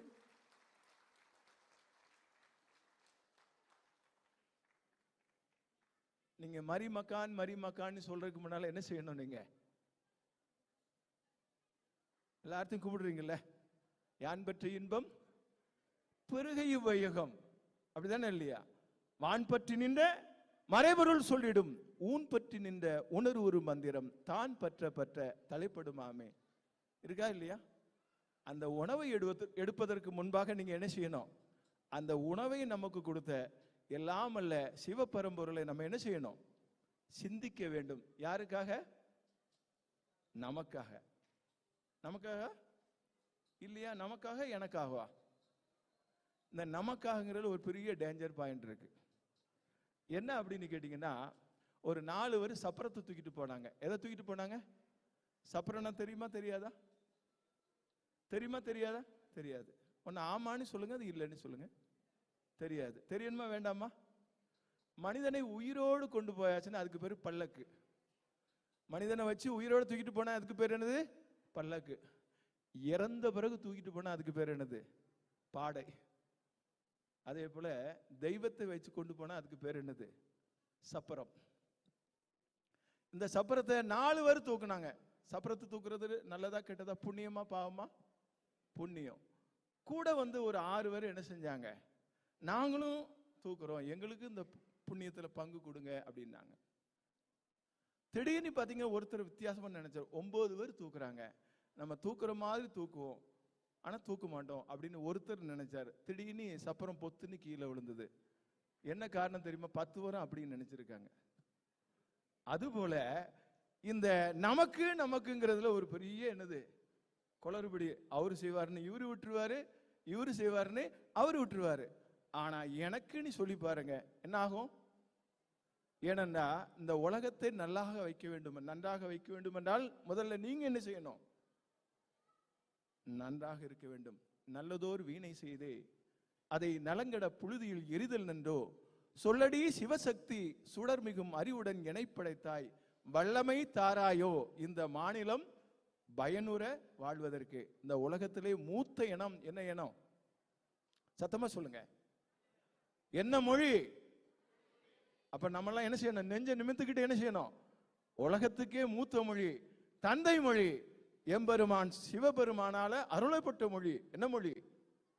தமிழ் மொழி. அந்த தமிழ் மொழியில இல்லாத தெய்வீகம் எங்கேயுமே இல்லை. அப்ப என்ன செய்யணும்? நம்ம உணவு எடுக்கிறதுக்கு முன்னால என்ன செய்யணும்? ஒரு 24 நிமிடம் என்ன செய்யணும்? அந்த உணவை கொடுத்த இறைவனுக்கு என்ன செய்யணும்? நன்றி சொல்ல வேண்டும். நன்றி சொல்வது என் நன்றி கொண்டார்க்கும் உய்வு உண்டாம் உய்வில்லை, செய் நன்றி கொண்ட மகருக்கு. நன்றி மறப்பது நன்றன்று, நன்றல்லது அன்றே மறப்பது நன்று. இந்த உலகத்தில் உள்ள இந்த வாழ்க்கையை செவனே நடத்துவதற்கு, நாம் இந்த வாழ்வை அற்புதமா நடத்துவதற்கு எது நமக்கு துணையா இருக்குது? இந்த உடம்பு. இறைவன் மிக பெரிய பொக்கிஷம் நமக்கு கொடுத்தது என்னது? இந்த உடம்பு தான். இந்த உடம்பு போயாச்சுன்னா என்ன இல்லை? ஒண்ணுமே இல்லை. உடம்பினால் பயன் ஆவதெல்லாம் உடம்பினுக்குள்ளே உத்தமனை கான் சொன்னது யாரு? அவ்வை பிராட்டி. இந்த உடம்புக்குள்ள என்ன செய்யணும்? எல்லாமல்ல இறைவனை நாம் உணர வேண்டும். உள்கட உள்கட உள்கட சொல்லி பாருங்க, கடவுளாயிடும். சீவன் என்ன சிவன் என்ன வேறு இல்லை, சிவனார் சிவனாரை அறிகிலர், சீவனார் சிவனாரை அறிந்த பின் சீவனார் சிவனாயிட்டு இருப்பாரு. இது என்ன மந்திரம்? திருமந்திரம். சீவனுக்கும் சிவனுக்கும் என்ன வித்தியாசம்? ஒரே ஒரு கொம்பு, அந்த கொம்புல உள்ள சுழி, அந்த சுழியை கொஞ்சம் நிமித்தாச்சுன்னா என்ன ஆயிடும்? சிவன்கிற வார்த்தையில சுழியை நிமித்தாச்சுன்னா என்ன ஆயிடும்? சிவன். நீங்க சிவமாக இருக்கணுமா சவமாக மாறணுமா? சத்தமா சொல்லுங்க. இன்னையிலிருந்து சவமா மாறிக்கிட்டு இருக்கவங்களாம் கை தூக்குங்க. சிவமா மாறக்கூடியவங்க எல்லாம் கை தூக்குங்க. கை தூக்குனவங்களுக்கு ஜோரா ஒரு கைத்தட்டு கொடுங்க.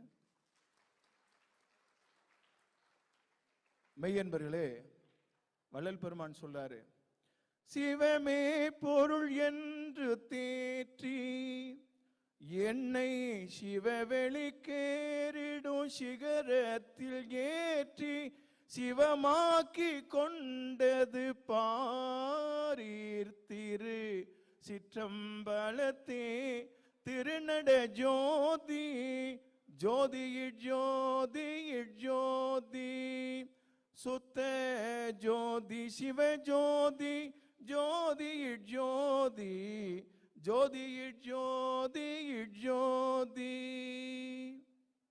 பெருலகெல்லாம் மதிக்க தன் பிள்ளை என்ற அன்புடன் பெயரிட்டு அழைத்து சிறுர செய்தது பாரீர் திரு சிற்றம்பலத்தே திருநட ஜோதி ஜோதி ஜோதி ஜோதி சுத்த ஜோதி சிவ ஜோதி ஜோதி ஜோதி ஜோதி ஜோதி ஜோதி. அப்ப இன்னிலிருந்து நம்ம என்ன ஆகணும்? சிவமாக வேண்டும். சித்தமெல்லாம் எனக்கு. ஏற்கனவே ஒரு ஒப்பந்தம் போட்டிருக்குமா? நான் புள்ளி வச்சா என்ன செய்யணும்? தொடங்கினா என்ன செய்யணும்? முடிக்க கூடாது, நிறைவு செஞ்சிருங்க. செய்யணுமா வேண்டாமா? செய்யணும். மெய்யன்பர்களே, சித்தமெல்லாம் சிவமயமே, அப்படித்தானே இல்லையா? அந்த சிவமயமாக இருந்தா என்னைக்கு வேணும் இல்லை, வாழ்க்கையில பயம் இல்லை. அதற்கு பதிலாக உணவு உண்பதற்கு முன்பாக ஒரு 24 நிமிடம் நீங்க கண்டிப்பாக என்ன செய்யணும்? உங்களுக்காகவும் உங்களை சார்ந்தவர்களுக்காக. ஏன்னா நீங்க நல்லா இருந்தா தான் யாரை நல்லா வைக்க முடியும்? உங்களை சார்ந்தவங்களை நல்லா வைக்க முடியும், இந்த சமுதாயத்தை நல்லா வைக்க முடியும், இந்த உலகத்தையே நல்லா வைக்க முடியும். ஏன்னா யான் பெற்ற இன்பம் பெருகைய வையகம்னு சொன்ன ஒரே ஒரு இனம் என்ன இனம்? தமிழ் இனம் தான். ஏன்னா எல்லா மொழிகளுக்கும் என்ன இருக்கு? தந்தை மொழியாக தமிழ் கலந்து இருக்குது எல்லா மொழிகளுக்குள்ளேயும். அதனால மெய்யன்பர்களை 24 நிமிடம் மத்தியான நேரம் நீங்க மனதை சிவசிந்தையுடன் ஒருமையுடன் இருந்தால் வாத சம்பந்தப்பட்ட அத்தனை நோய்களை என்ன செஞ்சிடலாம்? காணாமல் போக்கி விடலாம். மாலை பொழுது 24 நிமிடம், மாலை பொழுது 24 நிமிடம் எண்ணமற்ற மோன நிலையில் மனதை சிவசிந்தையுடன் ஒருமை நிலையில் வைத்திருந்தா கப சம்பந்தப்பட்ட அத்தனை நோய்களை என்ன செஞ்சிடலாம்? காணாமல் பண்ணிவிடலாம். கண்டதை காட்சி, கொண்டதை கோலம், உண்டதே ஊன், உடுப்பதே உடை, வெந்ததை தின்னு விதி வந்தா சாக வேண்டும் என்பதற்காக நம்ம என்ன செய்ய வேண்டியதில்லை? மனுஷனாக பிறக்க வேண்டிய அவசியம் இல்லை. அதுவும் யாராக பிறக்க வேண்டிய அவசியம் இல்லை, தமிழர்களாக பிறக்க வேண்டிய அவசியம் இல்லை அப்படின்னு நான் சொல்லல, திருமூல பெருமான் சொல்றார். பெறுவதற்கரிய பிறவியை பெற்றும் பெறுவதற்கரிய பிராண அடி சேரார், பெறுவதற்கரிய பிராணிகள் எல்லாம் பெறுவதற்கரியதோர் பேரிழந்தாரே அப்படிங்கிறாங்க. அதே போல மெய்யன்பர்களே, இந்த உலகத்துல 84 லட்சங்கள், எத்தனை லட்சங்கள்? 84 லட்சங்கள் விதவிதமான ஜீவராசிகள் இருக்கின்றது. அதுல மிகவும் உயர்வுடைய தேகம் என்ன தேகம்? என்ன உடம்பு? இந்த மனித உடம்பு. இறைவன் நம்ம எதற்காக மனித உடம்புல படைச்சிருக்கிறான்னு கேட்டீங்கன்னா, என்ன? மானிடனாய் பிறந்தக்கால் சாகாத கல்வி வேண்டும், மானிடனாய் பிறந்தக்கால் சாகாத கல்வி வேண்டும், அகுதிலையில் மாடென்ற ஜென்மமாமை அகத்திய பெருமான் சொல்றார். மரணமில்லா பெருவாழ்வு மானிடத்தின் பிறப்புரிமை. அதனால நாம் திருமுறைகளை நல்லாக கற்று உணர்ந்து என்ன செய்யணும்? நோயற்ற வாழ்வு, முதுமையற்ற வாழ்வு, மரணமில்லா பெருவாழ்வு. கற்றீண்டு மெய்ப்பொருள் கண்டார் தலைப்படுவர் மற்றீண்டு வாரா நெறி. அதனால நம்ம என்ன செய்யணும், இந்த உலகத்துல வாழும்போதே சிவ பரம்பொருளை உணர்ந்து என்ன செய்யணும், சிவமயமாக திகழ வேண்டும். உங்களுக்கெல்லாம் ஒரு நல்ல செய்தி, தமிழ் என்று வேற இல்லை, தெய்வீகம் வேற இல்லை. தமிழ் வேற, தெய்வீகம் வேறையா? தமிழ் வேற, சைவம் வேறையா? ரெண்டும் ஒண்ணுதான். தமிழ் இல்லைன்னா என்ன இல்லை, சைவமும் இல்லை. தமிழ் இல்லைன்னா என்ன இல்லை, உலகத்துல எந்த மொழியும் இல்லை. எல்லா மொழிகளுக்கும் உயிர் மொழியாக இருப்பது என்னது, தமிழ். தமிழ் கடவுள்னு ஒருத்தர் இருக்கிறார். யாரு? முருகப்பெருமான். தமிழ் கடவுள் எங்க இருக்கிறாங்க? முருகப்பெருமான். இந்த தமிழை உருவாக்குனது சிவபெருமான். முருகப்பெருமானுக்கு எமயமலையில் ஒரு கோயில் இருக்கு. எங்க இருக்குது? எல்லாருக்கும் தெரியுமா? தெரியாதா? எமயமலையில ஒரு 10,000 அடி உயரத்துல முருகப்பெருமானுக்கு என்ன இருக்குது, ஒரு ஆலயம் இருக்குது. சுயம்புவாக தோற்றவிட்ட ஆலயம். நீங்க அந்த எமயமலையில உள்ள அந்த ஆலயத்தை பார்த்தீங்கன்னா கீழெல்லாம் என்ன செய்ய மாட்டீங்க, வரமாட்டீங்க. அந்த அளவுக்கு ஒரு அற்புதமான ஒரு அருளாற்றல் விளங்கக்கூடிய ஒரு அழகிய காட்சிகள் நிறைய. கீழே பனிமலைகள்லாம் உங்களுக்கு கீழே இருக்கும் 360 டிகிரியும். அதுக்கு மேல யார் உட்கார்ந்து இருக்கிறாங்க? முருகப்பெருமான் உட்கார்ந்து இருக்கிறாங்க. கிரௌஞ்ச மலை. என்ன மலை? கிரௌஞ்ச மலையில அதற்கு கீழே அடிவாரத்துல அகத்திய பெருமானுக்கு ஒரு ஆலயம் இருக்குது. எங்க இருக்குது? இமயமலையில. இன்றைக்கும் அந்த ஊரு பேரே அகஸ்திய முனி தான். எங்க இருக்கு? கடல் மட்டத்துல இருந்து ஒரு 10,000 அடி உயரத்துல இருக்கு. அந்த அகத்திய முனி அப்படின்னு சொல்லக்கூடிய அந்த ஊர்ல அகத்திய பெருமான் தான் மூல நாயகராக என்ன செஞ்சிருக்கிறாரு, குடி கொண்டிருக்காரு. அந்த இமயமலைக்கு நீங்க எல்லாரும் என்ன செய்யணும், கண்டிப்பாக வர வேண்டும். உங்களுக்குலாம் ஒரு நல்ல செய்தி, வள்ளல் பெருமான் எல்லாமல் அருட்பெருஞ்சோதி ஆண்டவராக உணர்ந்த, எப்படி தஞ்சையில என்ன, தஞ்சைக்கு என்ன பேரு? பெரிய கோயில். தஞ்சை பெரிய கோயில். அதே போல இமயமலையில அருட்பெருஞ்சோதி ஞான பெருங்கோயில் என்ன செய்யுது, அமையுது. ஏன் அப்படின்னு கேட்டீங்கன்னா, இந்த 2030க்குள்ள இந்த உலகமே தமிழ் நெறியில ஒழுகும். எதுல ஒழுகும்? தமிழ் நெறியில ஒழுகும். அந்த தமிழ் நெறியில ஒழுகுவதற்கு 3 தான். நாம் அதற்கு முன்னோடியாக நம்ம என்ன செய்யணும், நோயற்ற வாழ்வு வாழ வேண்டும், முதுமையற்ற வாழ்வு வாழ வேண்டும், மரணமில்லா பெருவாழ்வை வாழ வேண்டும். இப்போ நீங்க என்ன செய்யணும், இந்த காதலை வாங்கிட்டு என்ன செய்யணும், இந்த காதலை விட்டுட்டு போகணுமா? கற்க கசடர கற்பவை கற்றபின் நிற்க அதற்கு தக. இப்போ நம்ம மாண்புமிகு நம்மளுடைய தாப்பா நாடாளுமன்ற உறுப்பினர் அவங்க சரவணன் ஐயா, டத்தோஸ்ரீ ஐயா மிக அற்புதமா சொன்னாங்க. இவ்வளவு பெரிய இந்து சங்கத்துக்கு என்ன வேணும்? சத்தமா சொல்லுங்க. கட்டடம் வேணும்னு சொன்னாங்க.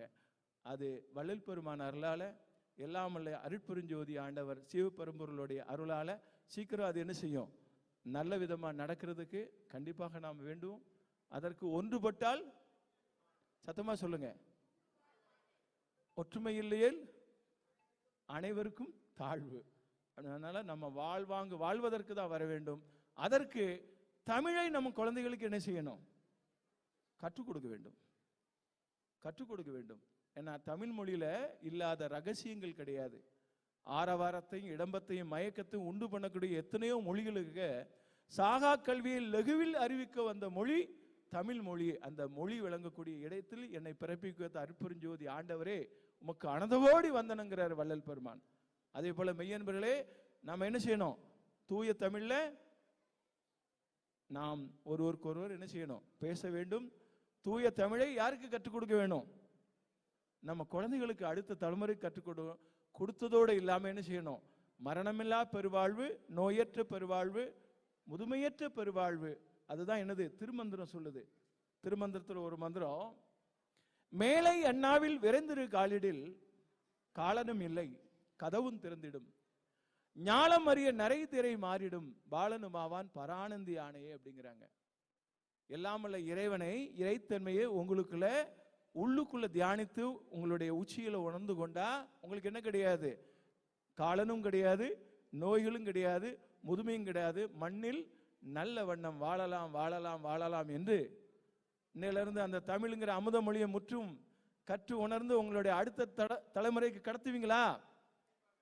கடத்துறவங்களை கை தூக்குங்க பார்ப்போம். பாதி வரை என்ன செய்ய மாட்டேங்கிறீங்க, கை தூக்க மாட்டேங்கிறீங்க. இருந்தாலும் கை தூக்கணும் உங்களுக்கு என்னது, ஜோரா ஒரு கைத்தட்டு கொட்டு. தமிழன் என்று சொல்லுவோம். தலை நிமிர்ந்து நாம் அனைவரும் நிற்போம். நோயற்ற வாழ்வில், முதுமையற்ற வாழ்வில், மரணமில்லா பெருவாழ்வின் என்று சொல்லி இத்துடன் நாம் நமது உரையை நிறைவு செய்கின்றோம். அன்பே இயேசுவே.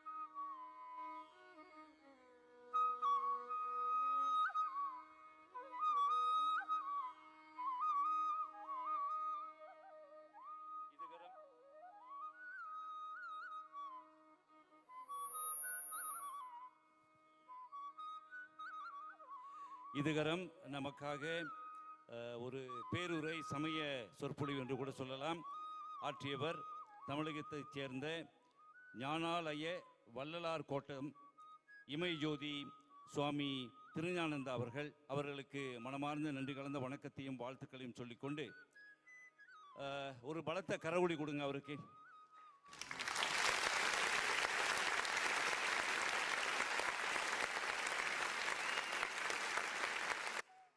ஏனென்றால் தமிழகத்திலிருந்து நமது மலேசிய இந்து சங்க 45வது திருமுறை விழாவிற்கு சிறப்பாக வருகை தந்து அவருடைய உரையை கேட்க வேண்டும் என்று நமக்கெல்லாம் ஒரு இறைவன் நமக்கு கட்டளை இருக்கின்றார். அந்த அடிப்படையில் அவருக்கு நன்றி சொல்லி இறைவனுக்கும் நன்றி சொல்வோம். நிகழ்வின் அடுத்த அங்கமாக இடம்பெறுவது இந்தியாவில் தனியார் கல்விக்கூடங்களில் வழங்கப்படும் கல்வி வாய்ப்புகள், கல்வி உதவித்தொகை மற்றும் இதர கல்வி நிதியுதவிகள் குறித்து இந்திய தூதரகத்திலிருந்து விளக்கமளிக்க வந்திருக்கின்றார்கள். அவர்களை அன்போடு மேடைக்கு அழைக்கின்றோம்.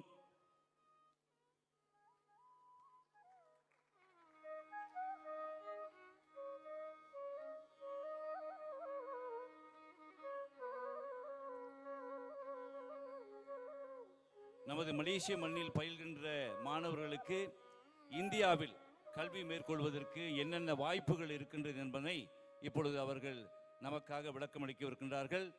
அவர்கள் விளக்கமளித்த பிறகு இங்கு இருக்கக்கூடிய பெற்றோர்கள் தங்களது பிள்ளைகள் யாரேனும் அந்த கல்வி தகுதிக்கு உடையவர்களாக இருந்தால் அவர்களை நேரடியாக சந்தித்து மேற்கொண்டு விளக்கங்களை கேட்டு நீங்கள் பயன்பெறுமாறு அன்போடு கேட்டுக்கொள்கின்றோம். My name is Sushma, First Secretary with the High Commission of India.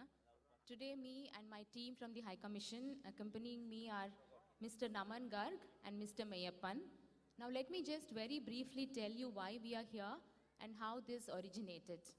A few days ago, Malaysia Hindu Sangam office bearers were at the High Commission of India. They met the High Commissioner, His Excellency Mr. B.N. Reddy, and briefed us about this national Thirumurai competition that they very regularly held for all these years. And we were delighted to know about these efforts. And they mentioned that it would not be a bad idea to actually come here and talk to all the parents of these students, very meritorious students, to let them know, to make them understand about the opportunities available in India today for education, for Malaysian nationals to go and study in India, and especially for Malaysian Indians to go and study in India with the scholarships and even without the scholarships. So my team is here today to make a presentation to you about various opportunities available for Malaysian nationals and Malaysian Indians, which is Malaysian nationals of Indian origin, to avail of these scholarship schemes. So before I start, we will show you a few presentations. But before I start, I would like to give you a short background and context. Many years ago, about 30-40 years ago, India used to be a choices destination for Malaysian nationals. There were thousands of Malaysian students who used to go to India to pursue undergraduate and postgraduate courses. Now that has over time declined gradually. I'll tell you the reasons that we understand. This is because of, in those days, Malaysia did not have many higher education institutions. It did not have too many public universities. It did not have many private universities. So India used to be the choicest destination for Malaysian students to go and pursue their higher studies abroad. Over time, Malaysia itself has developed a great number of higher educational institutions within Malaysia in different streams.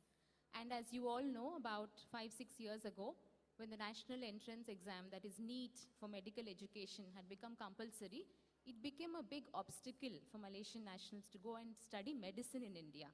For some reason, medicine was always the choicest subject for Malaysian nationals to go to India. Here, our submission today, and my appeal to all of you, and my team's appeal to all of you, is to look at India beyond medicine. India today is a land of some of the most premium education institutions in the world. And keeping medicine aside, while the entrance to medical examination is indeed tough, and it takes years of preparation, there is a lot of technology, engineering, there is fashion designing, there is art, culture, artificial intelligence, innovation, entrepreneurship. There is no end to the kind of courses and programs offered in India today. And I would like you all to take a look at these numerous opportunities and understand that India is a very good destination for a high quality education and importantly also affordable education. And I'll just show you a few slides where you could see some of the premier institutions in the world, in private sector, World Bank, financial institutions, corporations, United Nations bodies, are headed by Indian nationals who had studied in these premium education institutions back home. Now, with the rich history that India and Malaysia have, with these rich people-to-people linkages that we have, with the second largest Indian diaspora in the world is in Malaysia. Before United States took over Malaysia, Malaysia had the largest number of foreign nationals of Indian origin abroad until recently. Now it is the second largest. I feel it's a pity that it is only 4,000 Malaysian nationals which study in India today, while the opportunities are many more. Now, the objective of today's presentation is to give you an overview of these opportunities that are present in India today, how to avail of these opportunities, and how we at the High Commission of India can actually help you avail these opportunities in the coming months and years. With these, I'll start a brief presentation. Can you go to the first slide, Naman? The first page of this PDF. Go back. Yeah, next. Yeah, so as you see here, there are three individuals. I'm sure most of you can actually recognize these three. To the left is Ms. Geeta Gopinath. She is currently the Deputy Managing Director of the International Monetary Fund. Next is Sundar Pichai, the CEO of Google Corporation. And after that is Satya Nadella, CEO of Microsoft. The reason these three names are highlighted is because all of them studied in India, in the most premium technology institutions in India. And we can go on like this with a list of hundreds of individuals today who across the world are heading some of the leading organizations in the world. That only shows, is evident to the fact that all of them got a very competitive, high-quality education back home, which enabled them to use these opportunities abroad. Next slide. These are the top 10 reasons why we believe one could study in India. Now, the courses offered is across disciplines. There is, as I mentioned, artificial intelligence to machine learning, to the most cutting technology courses, to space programs, meteorological research, to the traditional programs like language, literature, culture, art, and dance. So there is no end to the variety that India offers in terms of different courses. High quality education at a very affordable cost. And diversity. India recently has become a destination for a lot of international students to come and study. I must also very briefly tell you about a new policy in India called New Education Policy. We call it NEP. Now, India very traditionally has looked at itself very domestically. So, Indian education institutions for Indian nationals. Now, things have changed in the last 2-3 years. There's a very strong vision back home in Government of India, how India can become a destination for foreign nationals to come and study, and how Indian nationals can go out, and with these there are a lot more interchanges and exchanges in the higher education sector. I'll very quickly go through the rest of the slides. We have this available. If any of you wants to know more about study in India, there's a QR code that my colleagues have displayed, I think at the registration counter outside. We also have the QR codes mentioned at the standees here to the left and right of me on the stage. So I would urge all of you to check these QR codes out and understand what are the opportunities available in study in India. Later, my colleague Mr. Naman will take you through a single window portal that is available for all foreign nationals who can view all kinds of courses available at this one portal. You just have to register yourself as a student and express your interest, whether you're wanting to study an undergraduate course or a postgraduate course or PhD. We'll take you through various opportunities available, various universities that are offering these courses in India, and variety of scholarships that are offered in these institutes. Now, up to 100% scholarships are also offered by various universities under Study in India portal. It is recently launched. Study in India is a program recently launched about 5 years ago by Government of India, and the single window portal was just launched about 2-3 weeks ago for the benefit of all foreign nationals who desire to study in India. And of course, the most important step, we at the High Commission would be very happy to facilitate visas for the Malaysian students wanting to utilize the Study in India portal and decide to go and study in India. I think now we'll move on to the presentation. While the first part that I've talked about is the larger scheme of Study in India, which means anybody, any foreign national can come to study in India. Now we'll focus a bit more on what is in it for Malaysia. What is it that Malaysian nationals can look for, and what is it that Malaysian nationals of Indian origin can look for? We have a variety of schemes and programs. Some of them are already very popular among Malaysia, some of them not so popular. So hopefully with programs like this, outreach like this, the other programs which are not utilized will also be utilized more in future by the Indian students, by the Indian community students. Scholarships for Malaysian nationals. Before I come to Malaysian Indians, I will just give you a brief overview of scholarships available for all Malaysian nationals by an organization called Indian Council for Cultural Relations. Now, this is an organization set up under Ministry of External Affairs, Government of India, which gives 100% scholarship across various programs. We have something called a general scholarship program that allows undergraduate, postgraduate programs among all kinds of schemes except medical and fashion related courses.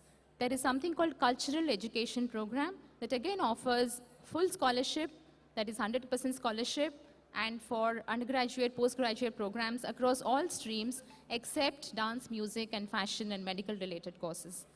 The other scholarship scheme is the very recently introduced Dance and Music Scholarship. It offers about 100 scholarships for all foreign nationals, including Malaysia, at some of the most premium institutes in India in the areas of dance, art, and culture. There is the last, which is Ayush scholarships. Now, traditional medicine is quite popular in India and in Malaysia too. Ayush scholarship gives 20 scholarships, which means every year, 20 Malaysian Indians can go and avail these scholarships in India, which are in Ayush. In India, we call it Ayurveda, Yoga, Unani, Siddha, and Homeopathy. So among all these 5 streams of Indian traditional medicine, one can pursue both undergraduate and postgraduate courses. Again, with full scholarship, they also give you a monthly stipend to meet the student expenditure on a monthly basis. And these are some excellent opportunities available for all foreign nationals, for all Malaysian nationals. Now coming to the scholarships available for Malaysian Indians, which means Malaysian nationals of Indian origin, whether or not they have an OCI card, as long as they can prove their Indian origin, these scholarships and programs are available. The first is scholarship program for diaspora children. We'll have more detail about it in a little while. Now this is, we have a standee for that. I think you can scan the QR code and understand more about it. It offers 75% scholarship in about over 110 educational institutions in India. Now we call it SPDC. It's one of the most friendly programs because you can apply to the university directly and also inform under SPDC that you have applied for this program. So I would urge Malaysian Indians to look at this course because we see very little utilization of this program in Malaysia for reasons we continue to try and understand. For some of the courses in India back home in technology, physics and chemistry become compulsory subjects naturally because if you want to study technology at undergraduate, postgraduate level, you must have studied physics, chemistry at, before that in the pre-university studies. So the idea of today's program is also to let you understand what the compulsory subjects are so that you can prepare your children, prepare the students accordingly so that they do not realize about this compulsory nature only just before applying for these programs. So I urge all of you to continue to look at this program, scholarship program for diaspora children. If there are any questions and doubts in the presentation towards the end, We'll show you 2 email addresses which you can continue to email us and ask us about these programs, questions that you may have, any difficulties that you may face in terms of you trying to understand more information about this program.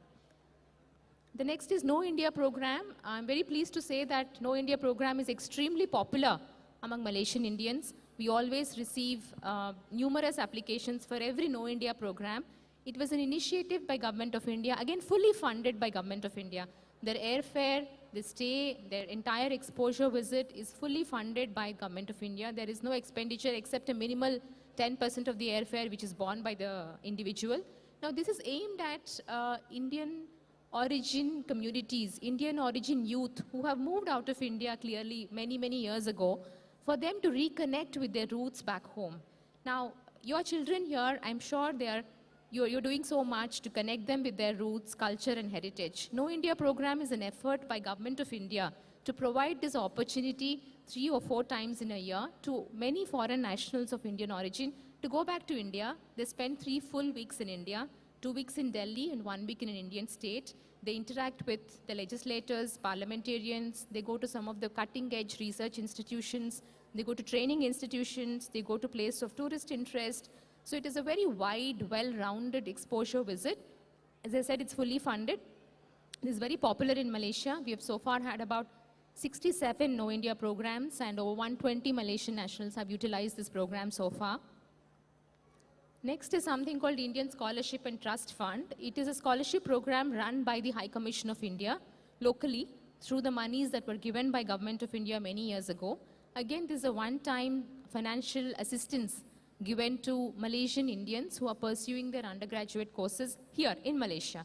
This is not to go back and study in India. This is a program available for all Malaysian nationals of Indian origin currently undertaking undergraduate courses in Malaysia. It is an annual scheme, so every year in November or December, we put the advertisement out and we give about 1.5 months for the students to apply. This is meant for students who come from economically weaker backgrounds, who have certain, we put a cap of maximum family income. Whoever is under that maximum family income can avail this scholarship. More than one family, I think, cannot avail this. Again, it's extremely popular among Malaysian Indians. Every year, we do about 80 to 90 scholarships under ISTF. That's Indian Scholarship Trust Fund.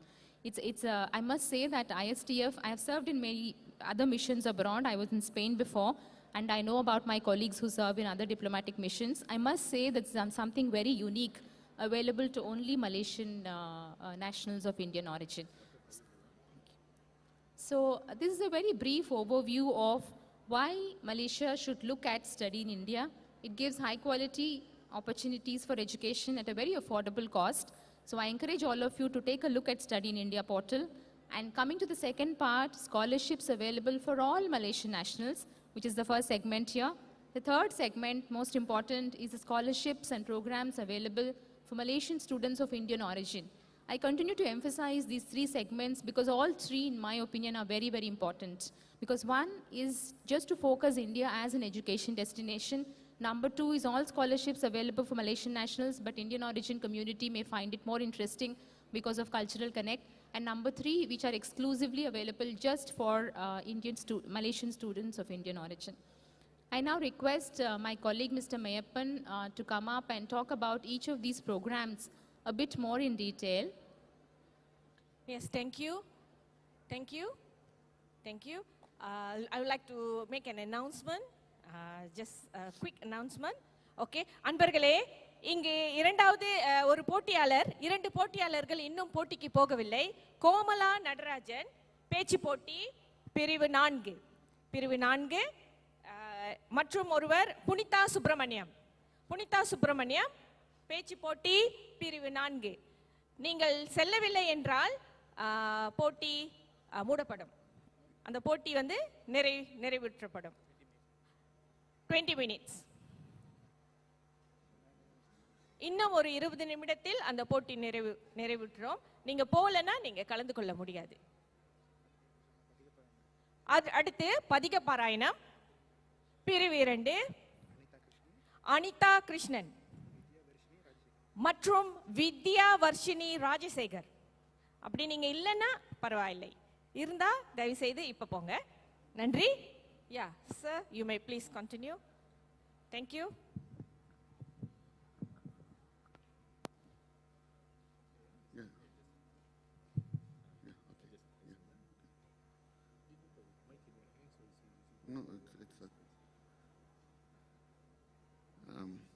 வணக்கம், என் பேர் Meyyappan. First, I would like to wish you all a happy Malaysia Day. And இப்போ என்னோட first secretary விட்ட இடத்துலேருந்து நான் தொடங்கலான்னு பார்க்குறேன். The first one வந்து scholarship programme for diaspora children. டயஸ்போரானா இந்தியா வம்சாவளியினர். இந்த ஸ்காலர்ஷிப் ப்ரோக்ராம் வந்து கவர்மெண்ட் ஆஃப் இந்தியா ஒரு 40 நாடுகளுக்கு தான் கொடுக்குது. எந்த நாட்டிலலாம் இந்தியா வம்சாவளியினர் அதிகமாக இருக்காங்களோ. மேடம் சுஷ்மா சொன்ன மாதிரி மலேசியா தான் வந்து உலகத்தில் 2வது அதிகமாக மலேசியா இந்தியா, அதாவது இந்தியா ஆரிஜின் மக்கள் இருக்கக்கூடிய நாடு. ஸோ இதில் வந்து 150 ஸ்காலர்ஷிப் சீட்ஸ் வருஷம் கவர்மெண்ட் ஆஃப் இந்தியா ஆஃபர் பண்ணுவோம். அதில் 50 சீட் வந்து நான் ரெசிடென்ட் இந்தியன், அதாவது இந்தியன் எக்ஸ்பேட்ரியேட்ஸ் அப்படின்னு சொல்லுவாங்க, அவங்களோட பிள்ளைகளுக்கு. 50 சீட் வந்து இந்திய வம்சாவளியினர், அதாவது இப்போ மலேசியன் இந்தியன்ஸ் எல்லாம் வந்து இந்திய வம்சாவளியினருக்கு இடையில் வருவீங்க. அப்புறம் இன்னொரு 50 சீட் வந்து children of Indian workers abroad. So இங்கே மலேசியாவில் நீங்கள் நிறைய பேர் பார்த்துருப்பீங்க, இந்தியன் ஒர்க்கர்ஸ் இங்கே வேரியஸ் செக்டர்ஸில் வந்து வேலை செய்வாங்க. Oil palm, construction, so many other restaurant and all that.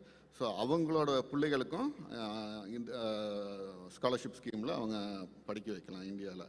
அவங்க பிள்ளைங்க இந்தியாவிலே படிச்சுக்கிட்டு இருந்தாலும் காலேஜுக்கு வந்து ஸ்காலர்ஷிப் கிடைக்கும் அவங்களுக்கு. அந்த அவங்க வெளிநாட்டில் வேலை செய்கிற அந்த கோட்டாவை வச்சு அந்த children of Indian workers abroad அப்படிங்கிற அந்த கோட்டா கீழே வருவாங்க. So 150 seat. இதில் என்னென்ன ஸ்ட்ரீம்ஸ் அப்ளை பண்ணலாம் அப்படின்னு பார்த்தீங்கன்னா, engineering, liberal arts or humanities அப்படிங்க, அதாவது பிஏ, பிகாம், பிஎஸ்சி அந்த இது, commerce, computers, journalism, hotel management, agriculture and animal husbandry வந்து இந்த veterinary science and pure sciences வந்து ஃபிசிக்ஸ், கெமிஸ்ட்ரி, மேக்ஸ் அந்த மாதிரி, and law and nursing and physiotherapy. So medical related படிப்புகளுக்கு வந்து இந்திய அரசாங்கம் ஸ்காலர்ஷிப் வழங்குவதில்லை. Next slide. ஓகே, இதில் இந்த எஸ்பிடிசியில் நீங்கள் பார்த்தீங்கன்னா ப்ரீமியர் இன்ஸ்டிடியூஷன்ஸில் தான் வந்து ஸ்காலர்ஷிப் அந்த சீட் கிடைக்கும்.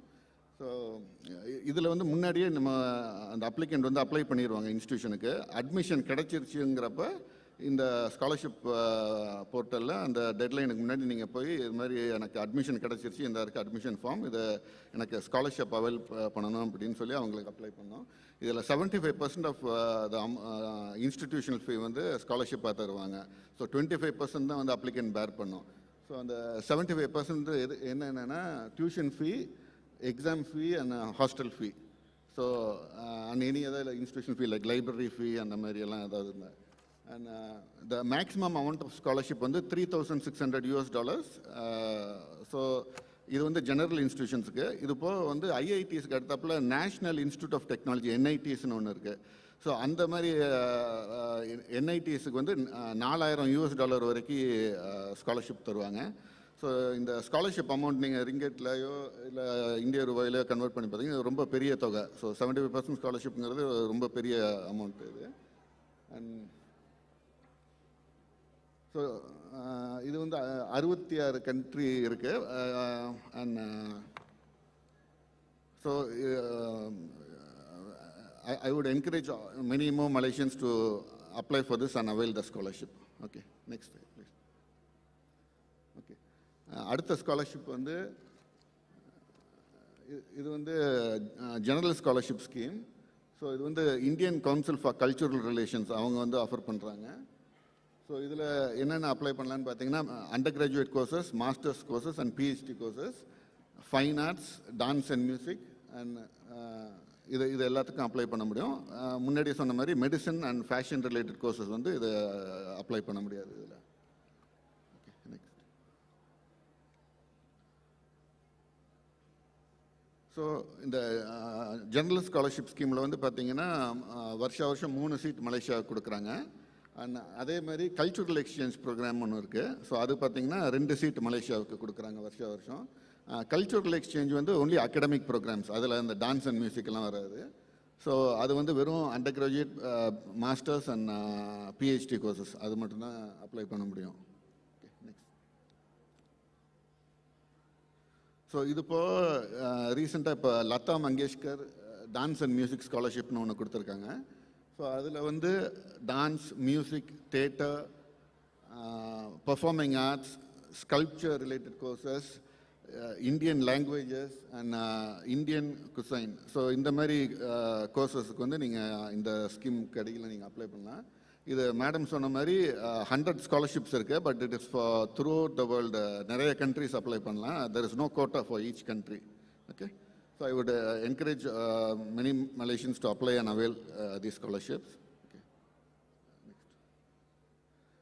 கடைசியாக பார்த்தீங்கன்னா ஆயுஷ் ஸ்காலர்ஷிப் ஸ்கீம். ஆயுஷ் அப்படின்னா Ayush stands for Ayurveda, yoga, Unani, Siddha and homeopathy. அந்த AYUSH அது அந்த அக்ரோனிம் தான் வந்து ஆயுஷ். ஸோ இதில் யோகா தவிர்த்து மற்ற 4 இது பார்த்திங்கன்னா ஆயுர்வேதா, யுனானி, சித்தா அண்ட் ஹோமியோபதி பார்த்திங்கன்னா 5.5 year course, same like MBBS. MBBSும் இந்தியாவில் 5.5 years. ஸோ இதுவுமே வந்து 5.5 years. அதோட ஃபுல் இது பார்த்திங்கன்னா bachelor in Ayurveda medicine and surgery அப்படின்னு வரும். ஸோ இந்தியாவில் இவங்களையும் டாக்டர்னு தான் கன்சல்ட் பண்ணுவாங்க. இந்தியாவுக்கு போனீங்கன்னா சித்த மருத்துவமனை, ஆயுர்வேத மருத்துவமனை தனியாகவே இயங்குது. இங்கே இருக்க ஹாஸ்பிட்டல் மாதிரி அங்கே பெரிய ஹாஸ்பிட்டல்ஸ் எல்லாம் இருக்குது, ஜஸ்ட் ஆயுர்வேதா அண்ட் சித்தா அதுக்கு மட்டுமே. அண்ட் அதுலேயே வந்து அவங்க மாஸ்டர்ஸ், PhD எல்லாம் கூட பண்ணி ஸ்பெஷலிஸ்ட் எல்லாம் இருக்காங்க. ஸோ இங்கே மலேசியாவில் 20 சீட்டு வருஷம் கவர்மெண்ட் ஆஃப் இந்தியா வந்து 20 சீட்டு இந்த ஆயுஷ் ஸ்காலர்ஷிப்க்கு ஆஃபர் பண்ணுறாங்க. ஸோ இந்த 20 சீட்டில் வந்து just only for Ayurveda, Siddha and homeopathy and இது. யோகா வந்து அதில் இன்னொரு இதில் வரும். யோகா வந்து 3 வருஷ கோர்ஸ், BSc அண்ட் BA இன் யோகா சாஸ்திரா. அது வந்து 3 வருஷ கோர்ஸ் அது. Sir, can I ask question on this? Yeah, please go ahead. AYUSH scholarship scheme வந்து பேச்சுலர் செஞ்சாதான் PhDக்கு போக முடியுமா இல்ல ஸ்ட்ரெயிட் அவே PhD செய்யலாம்? இல்ல, பேச்சுலர் செஞ்சுட்டு தான் தென் அப்புறம் மாஸ்டர்ஸ், அதுக்கப்புறம் தான் PhD. Okay, let's say the candidate got PhD in something else. Okay. அவங்க வந்து இப்ப PhD in ஆயுர்வேதா செய்ய போறாங்க, செகண்ட் PhD. இல்ல முடியாது. Cannot, right? அப்ப அவங்க பேச்சுலர் செஞ்சுட்டு தான், மாஸ்டர் செஞ்சுட்டு தான் PhDக்கு போகணும். ஆமா, அதுதான். Okay, thank you sir. Thank you. Okay, so அதான். ஸோ இந்த மாதிரி நிறையா வாய்ப்புகள் இருக்குது. இது மேபி உங்களுக்கு தெரிஞ்சவங்க இல்லை உங்கள் பிள்ளைய வருங்காலத்தில் வந்து இது அப்ளை பண்ணலாம் அப்படிங்கிறதுக்கு தான் நாங்கள் வந்து இங்கே இதை பிரபலப்படுத்துறதுக்காக தான் வந்து பேசிக்கிட்டு இருக்கோம். ஸோ நெக்ஸ்ட்லி அதான் நான் முன்னாடியே சொன்ன மாதிரி இது வந்து 5.5 year கோர்ஸ். அண்ட் இதுக்கு குவாலிஃபிகேஷன் அந்த பேச்சுலர் ப்ரோக்ராமுக்கு வந்து பார்த்தீங்கன்னா STPM or A levels or American high school diploma அந்த மாதிரி இருக்கணும். அதுபோக வந்து அவங்க அந்த கட்டாய பாடம் எடுத்துருக்கணும் அந்த குவாலிஃபையிங் லெவலில். ஏன்னா இவங்க வந்து MBBSக்கு ஈக்குவலான டிகிரி இது. ஸோ அவங்க வந்து physics, chemistry, biology and English இருக்கணும் குவாலிஃபையிங் லெவலில். குவாலிஃபையிங் லெவலுங்கிற அந்த STPM or equivalent level. And இந்த ஆயுஷ் ஸ்காலர்ஷிப் ஸ்கீம்லேயே ICCR வெப்சைட்டில் பார்த்தீங்கன்னா இன்னும் 2-3 இது இருக்கும். இப்போ AYUSH scholarship for non BIMSTEC and BIMSTEC கண்ட்ரீஸ்னு. அந்த நான்-பிம்ஸ்டெக் கண்ட்ரீஸ்லேயும் மலேசியா திருப்பி வரும். அதில் தான் வந்து இந்த யோகா 3 வருஷ கோர்ஸ் எல்லாம் இருக்குது. So next line. கடைசியாக வந்து Indian scholarship and trust fund. Indian scholarship and trust fund வந்து ஹை கமிஷனே ப்ரொவைட் பண்ணுற ஒரு இது. பட் இது வந்து ஒரு சிறிய உதவித்தொகை. It's a very small financial amount, but it will help. ஏன்னா இப்போ ஸ்டூடெண்ட்ஸ் இங்கே லோக்கல் யூனிவர்சிட்டியில் படிக்கிறப்ப they will get PTPT loan, but it will only cover certain portion of the fees. அவங்களுக்கு ஒரு என்ன சொல்கிறது, ஒரு டிரான்ஸ்போர்ட்டேஷன் காஸ்ட்டுக்கோ இல்லை லேப்டாப் வாங்குறதுக்கு, இல்லை சில டெக்ஸ்ட் புக்ஸ் வாங்குறதுக்கு, இல்லை சம்டைம்ஸ் அவங்களுக்கு கேன்டீனில் ஏதாவது வாங்குறதுக்கெல்லாம் கூட சம்டைம்ஸ் அது மற்ற இது பத்தாது. ஸோ அந்த மாதிரி இதுக்கு இந்த சின்ன சிறிய உதவித்தொகை வந்து அப்போ உபயோகமாக இருக்கும் அவங்களுக்கு. ஸோ அது ஒரு 50-60 ஸ்காலர்ஷிப்ஸ் வருஷம் ஹை கமிஷன் வந்து கொடுக்குது. Sir, any age limit for the scholarship? இந்த ISTF Yes. ஐஎஸ்டிஎஃப்க்கு பிலோ 25 இயர்ஸ் இருக்கணும். The maximum age is 25. Yeah. Okay. And then any part-time studies, sir? No, this is only for full-time students. In campus study? Yeah. They have to go there, right? No, ISTF வந்து இங்கே local யூனிவர்சிட்டிஸில் படிக்கிறவங்களுக்கு. Okay, sir. Okay. Thank you. பார்வையாளர்களே, உங்களுக்கு ஏதேனும் கேள்விகள் இருந்தால் தயவு செய்து நீங்கள் கேட்கலாம். இப்பயே நீங்கள் கேட்கலாம் அவர்கிட்ட. அப்படி ஏதாவது இருந்துச்சுன்னா நீங்கள் கேட்கணுன்னா நீங்கள் வாங்க, நான் மைக் கொடுக்குறேன், நீங்கள் கேட்கலாம். உங்கள் பிள்ளைகளுக்கோ உங்களுக்கோ நீங்கள் இன்னும் மேற்கல்வி தொடர்றதுக்கு நீங்கள் நல்ல வாய்ப்பு இது. வயசு 25 வரைக்கும் நீங்கள் படிக்கலாம், உங்கள் பிள்ளைகளை அனுப்பலாம். அதாவது ஸ்காலர்ஷிப் கொடுக்குறாங்க. நிறைய வாய்ப்புகள் இருக்குது, நிறைய விதமான கல்வி வாய்ப்புகள் அங்கே இருக்குது. மாணவர்களின் ஆர்வத்துக்கு ஏற்ப நீங்கள் உங்கள் பிள்ளைகளை அனுப்பலாம். யோகா பிஹெச்டி இருக்குது, ஆயுர்வேதம் இருக்குது, நிறைய விஷயம் சொன்னாங்க. அப்படி ஏதாவது கேட்கணும்னா நீங்கள் கேட்கலாம். Thank you sir. Please continue. Sir, there is a question. Yeah, please. Sir, for அந்த ஆயுஷோட வந்து ஸ்காலர்ஷிப் சொல்லியிருந்தீங்களே, அதுக்கு வந்துட்டு எஸ்டிபிஎம்ல லெவல் வந்துட்டு பயாலஜி, ஃபிசிக்ஸ், மேத்ஸ், இங்கிலீஷ் 4மே வேணுமா? ஏன்னா வந்து எஸ்டிபிஎம்ல சயின்ஸ் ஸ்ட்ரீமில் வந்து பயாலஜி, இங்கிலீஷ், மேத்ஸ் தனியாக இருக்கும், ஃபிசிக்ஸ், மேத்ஸ், இங்கிலீஷ் தனியாக இருக்கும், 2 பார்ட்ஸ் இருக்கும். ஸோ 4 சப்ஜெக்டும் கம்பல்சரியா சார்? ஆமாம், physics, chemistry, biology and English. Maths தேவையில்லை. கெமிஸ்ட்ரி வந்து 2 ஸ்ட்ரீமுக்கும் இருக்கும், பட் வந்து பயாலஜி தனியாக, ஃபிசிக்ஸ் தனியான்னு இருக்கும். இல்லை, சில ஸ்கூல்ஸ் நான் பார்த்துருக்கேன் ஆஃபர் பண்ணுறாங்க. இல்லைங்க சார், என்னன்னா STPM they have different packages. Okay. So ஒரு பேக்கேஜில் வந்து பயோஸ்ட்ரி கெமிஸ் இருக்கும், இன்னொரு பேக்கேஜில் ஃபிசிக்கும் கெமிஸும் இருக்கும், அப்படி தானேம்மா? ஸோ அப்போ அந்த மாதிரி ஸ்டூடெண்ட்ஸ்க்கு வாய்ப்புகள் இருக்கான்னு கேட்குறாங்க. இல்லை, இது வந்து அங்கே either one biology, chemistry or physics, biology, something like that. இல்லை, இது ரிக்குவயர்மெண்ட் வந்து இந்தியாவில் இன்ஸ்டிடியூஷன் போடுற ரிக்குவயர்மெண்ட். ஸோ நம்ம ஒன்றும் இது பண்ண முடியாது. ஸோ ஒரே ரிக்குவயர்மெண்டா? ஒரே requirement. No, but you're talking about just Ayush scholarship, or you're asking about any scholarship?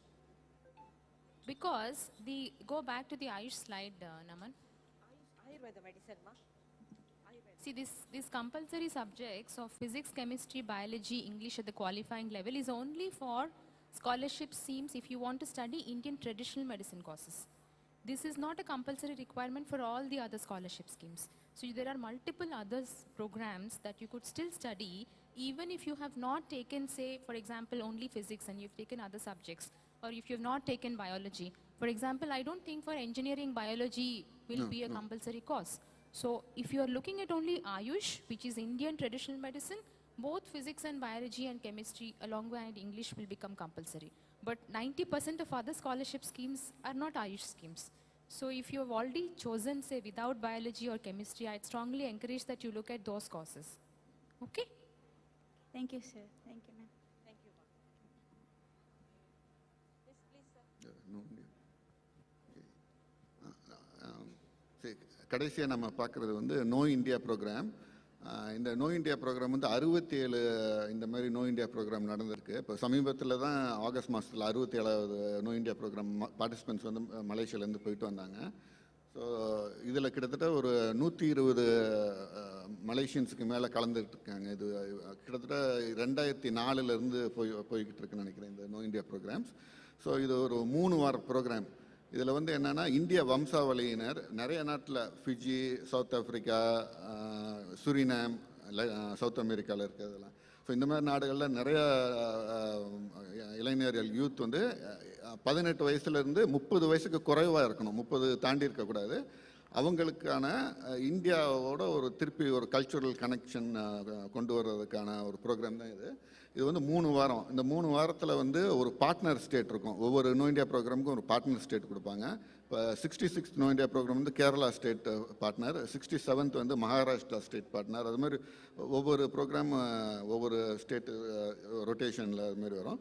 So 2 வாரம் வந்து டெல்லி. ஸோ முதல்ல டெல்லிக்கு போவாங்க. ஒரு 1 வீக் டெல்லியில் சுற்றி இருக்க இம்பார்ட்டண்ட் இன்ஸ்டிடியூஷன்ஸ், லைக் இங்கே வந்து உங்கள் ஆர்டிஎம் அப்படிங்கிறீங்களா, ரேடியோ டெலிவிஷன் மலேசியா, அது மாதிரி அங்கே இந்தியாவில் தூர்தர்ஷன் இருக்குது. தூர்தர்ஷன் அது மாதிரி so many important ministries, landmarks டெல்லியில். அது போக சில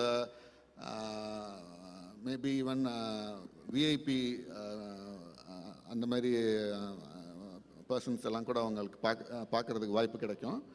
அதுப்போ நடுவில் 2வது வாரம் வந்து இந்த பார்ட்னர் ஸ்டேட்டை சுற்றி பார்ப்பாங்க.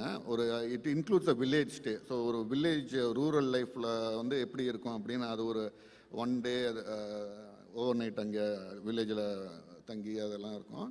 அதுப்போ அந்தந்த ஸ்டேட்டுக்குள்ளே ஹேண்டிகிராஃப்ட்ஸ், அவங்களோட டான்ஸ் அண்ட் குசைன், ஸோ அந்த மாதிரி எல்லாம் அவங்கள இன்ட்ரடியூஸ் பண்ணி கட்டுவாங்க. தென் கடைசி 3வது வாரம் திருப்பி டெல்லியில் வந்து what ever all the higher education institutions in and around Delhi அந்த மாதிரிலாம் சுற்றி காமிப்பாங்க. ஸோ இதில் வந்து அப்ளிகண்ட்டுக்கு வந்து every thing is provided, food, accommodation, travel expense within India, every thing is provided. இங்கேருந்து ஏர் டிக்கெட் கூட ப்ரொவைட் பண்ணிடுவோம். ஏர் டிக்கெட்டில் அவங்க 10% ஆஃப் த ஏர் ஃபேர் மட்டும்தான் அப்ளிகண்ட் பேர் பண்ணோம். அதுபோக வந்து they need to take a compulsory travel insurance for your own safety. அங்கே ஏதாவது அவங்களுக்கு உடம்பு சரியில்லைன்னா just to cover for the travel insurance. So this is the only cost அந்த பார்ட்டிசிபெண்ட்டுக்கு. Including the visa and the flight ticket, everything is provided for. Sir, who can apply this? இது வந்து எல்லா இந்தியா வம்சாவளியினரும், all Malaysian Indians below the age of 30, 18லேருந்து 30 cross பண்ணியிருக்கக்கூடாது.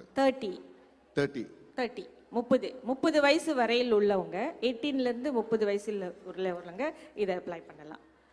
இது வந்து ஒரு கொலபரேஷன் ப்ரோக்ராம்.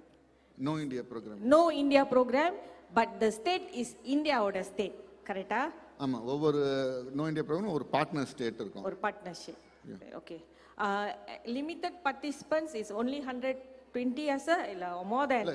இது வரைக்கும் 120 மலேசியர்கள் போயிட்டு வந்துட்டாங்க. 67 நோ இந்தியா ப்ரோக்ராம் நடந்திருக்கு. It's only 3 weeks time.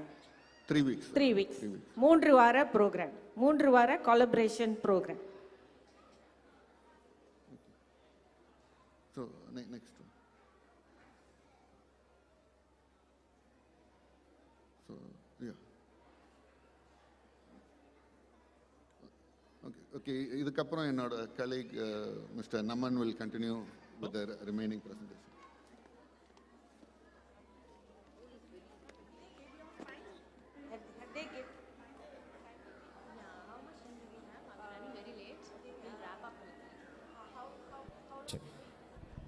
Yeah, good morning.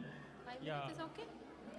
Yeah, I would like to explain about the seats which are offered for international students. The University Grants Commission, it is offering has issued the guidelines in which the eligible higher education institutions, they can create.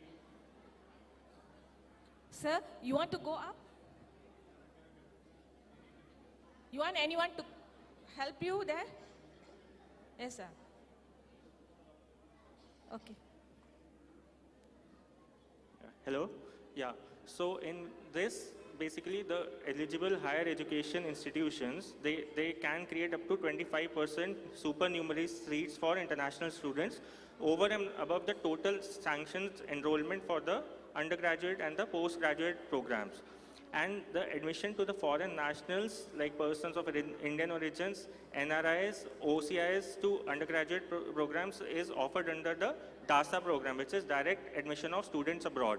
So this is the scheme of the Ministry of Education of Government of India. And then the NRI quota, it refers to the NRI quota refers to the reservation of seats which are allotted to the NRI Indians by the institutes and universities of India, and overseas citizen of India, person of Indian origin and foreign national, they are also eligible for admissions under this NRI quota. So the eligibility criteria is for the NRI quota is that one of the parents must be an NRI who is residing abroad, and the person who is sponsoring the education must be an NRI residing which is outside India and a first degree relation with the students. In case of no parents or relatives, the guardian who is taking care must be an NRI residing abroad and must treat the student like a ward. And the nearest relative can also be defined as the real brother or sister of the parents, maternal or paternal grandparent. These are basically the eligibility criteria for the NRI quota. And for studying in IITs, like the foreign national candidates who at the time of registering, like their in NIT, for entry into IITs, there's the exam of JEE Advanced, but for the foreign nationals, they have to write, they can register for JEE Advanced directly. And the seats, there will be additional 10% cap for the total number of seats in every course. And there's also one other thing which would like to mention is the GIFT City. It is known as the Gujarat International Finance Tech City in Gujarat.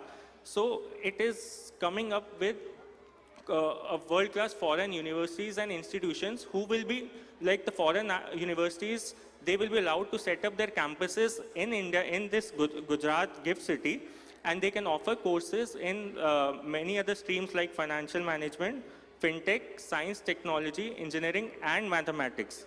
And to mention that Deccan University from Australia is the first foreign university to be granted in principle approval to set up the international branch campus in GIFT IFSC.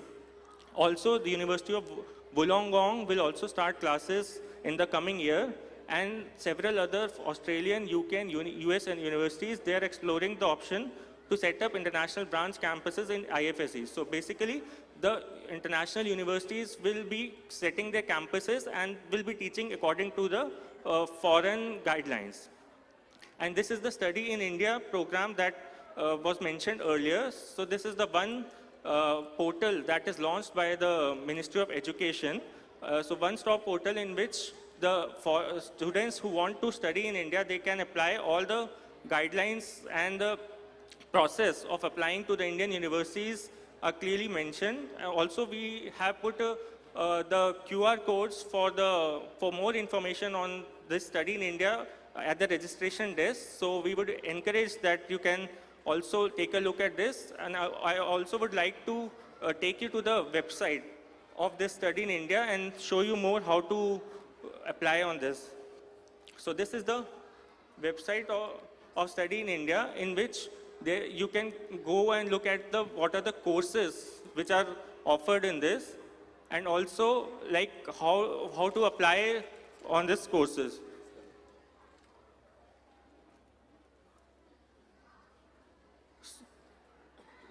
So these are the various disciplines in which there are many courses offered by the Indian universities, and also if need help in applying, so there is a 5-step criteria of how to apply on this portal in the Indian universities. So first you have to do the registration, and you can make you can register on this link, and then so it also helps you in planning about your budget, about what are the living conditions in India, how to go about the total courses. Then you have to submit your online application, in which the basic details and the academic information and the choice filling will be required. And then after filling the application, the results will be declared, and then you will be explained about the process of your departure and what all things are required for your courses in India. So this is the website. It has all the details about it. Sir, please acknowledge the website to the audience. Yeah, the website is studyinindia.gov.in. We also have our QR code about this Study in India website and the FAQs related to this at the registration desk. So we would like the people to scan the QR code and go to the website and explore the website. Okay. Yeah. Thank you. So yeah, this is it. Okay. உங்களுக்கு பார்வையாளர்களே, போட்டியாளர்களே, பெற்றோர்களே, உங்களுக்கு இந்த விவரங்கள் எதுவும் தெரியணும்னா தயவு கூர்ந்து அங்கே முன்னுக்கு இருக்காங்க, அந்த பல்கலைக்கழகத்தோட ஆஃபிஷியல்ஸ் அங்கே இருக்காங்க, நீங்கள் வந்து கேட்டு தெரிஞ்சுக்கலாம். அவங்களோட website studyinindia.gov.in. Yeah, the QR code for the website is at the registration counter outside the hall. Yeah. Okay. That's all, sir? Yes. Okay. Thank you very much. Thank you very much for your good sharing. And பெற்றோர்களே, மாணவர்களே, உங்களுக்கு ஆர்வம் இருந்தால் நீங்கள் தயவு செய்து அவங்கள நாடலாம். நிறைய ஸ்காலர்ஷிப் இருக்கு. உங்களுக்கு பிரத்யேகமாக அந்த பணம் வழங்குவாங்க. நிறைய விதிமுறைகள் இருக்கு. இருந்தாலும் பரவாயில்ல, நீங்க முயற்சி செய்யலாம். Yes. I would just like to announce 2 email addresses you can note down. If there are any questions, you can always relay back to us. Of course, we are here for some more time, so you can come and ask the questions. If you wish to note down our email addresses, Naman, I think maybe you could just put it up on one of the slides. com.kl@mea.gov.in. The other email address is edu.kl@mea.gov.in. My colleague will just reflect them on the screen for your benefit. Thank you. Okay, உங்களுக்கு வேண்டிய தகவல்கள் இந்த திரையில ஒளிபரப்பப்பட்டு கொண்டிருக்கிறது. Okay, இதோட இந்த நிகழ்வு முடிவடைகிறது. நீங்கள் உங்களுடைய மதிய உணவிற்கு செல்லலாம்.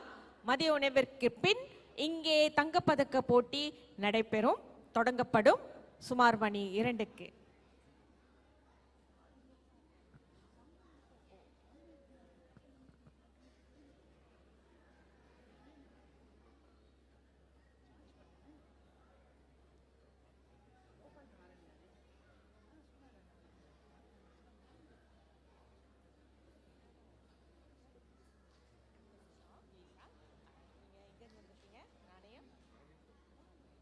ஓகே, அடுத்த நிகழ்வு ஒன்று இருக்கு. அப்படி நீங்க உங்க மதிய உணவை முடிச்சிட்டீங்கன்னா தொடர்ந்து இங்கே உட்காரலாம், இங்கே அமருங்கள். இன்னும் ஒரு நிகழ்வு இங்கே இருக்கு. நாணயம்.com நாணயம்.comல இருந்து அதோட நிறுவனர் இங்கே வந்திருக்காங்க. அவங்களுடைய தகவல்களை உங்களிடம் வெளியீடு செய்து பிறகு பகிர்ந்து கொள்வார்கள். ஓரிரு நிமிடங்கள். Thank you. Thank you, sir. Thank you.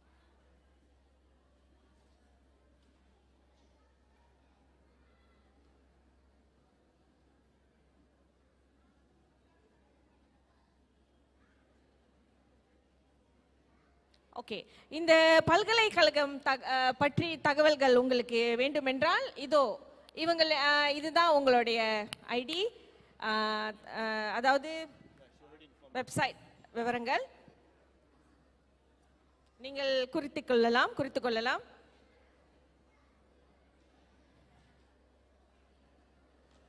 Okay sir.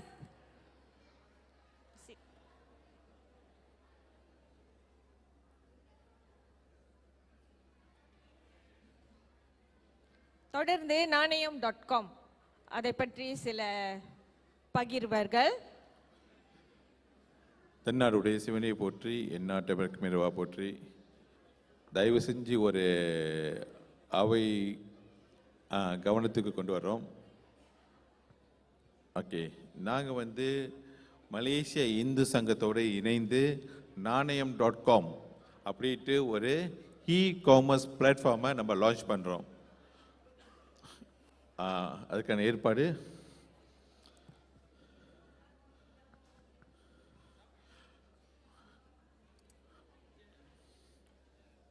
இங்கே அனைவருக்கும் ஒரு வர்த்தக வாய்ப்பு கொடுக்கறதுக்காக. ஓகே, அதை பற்றி முதல்ல பார்த்துருவோம்.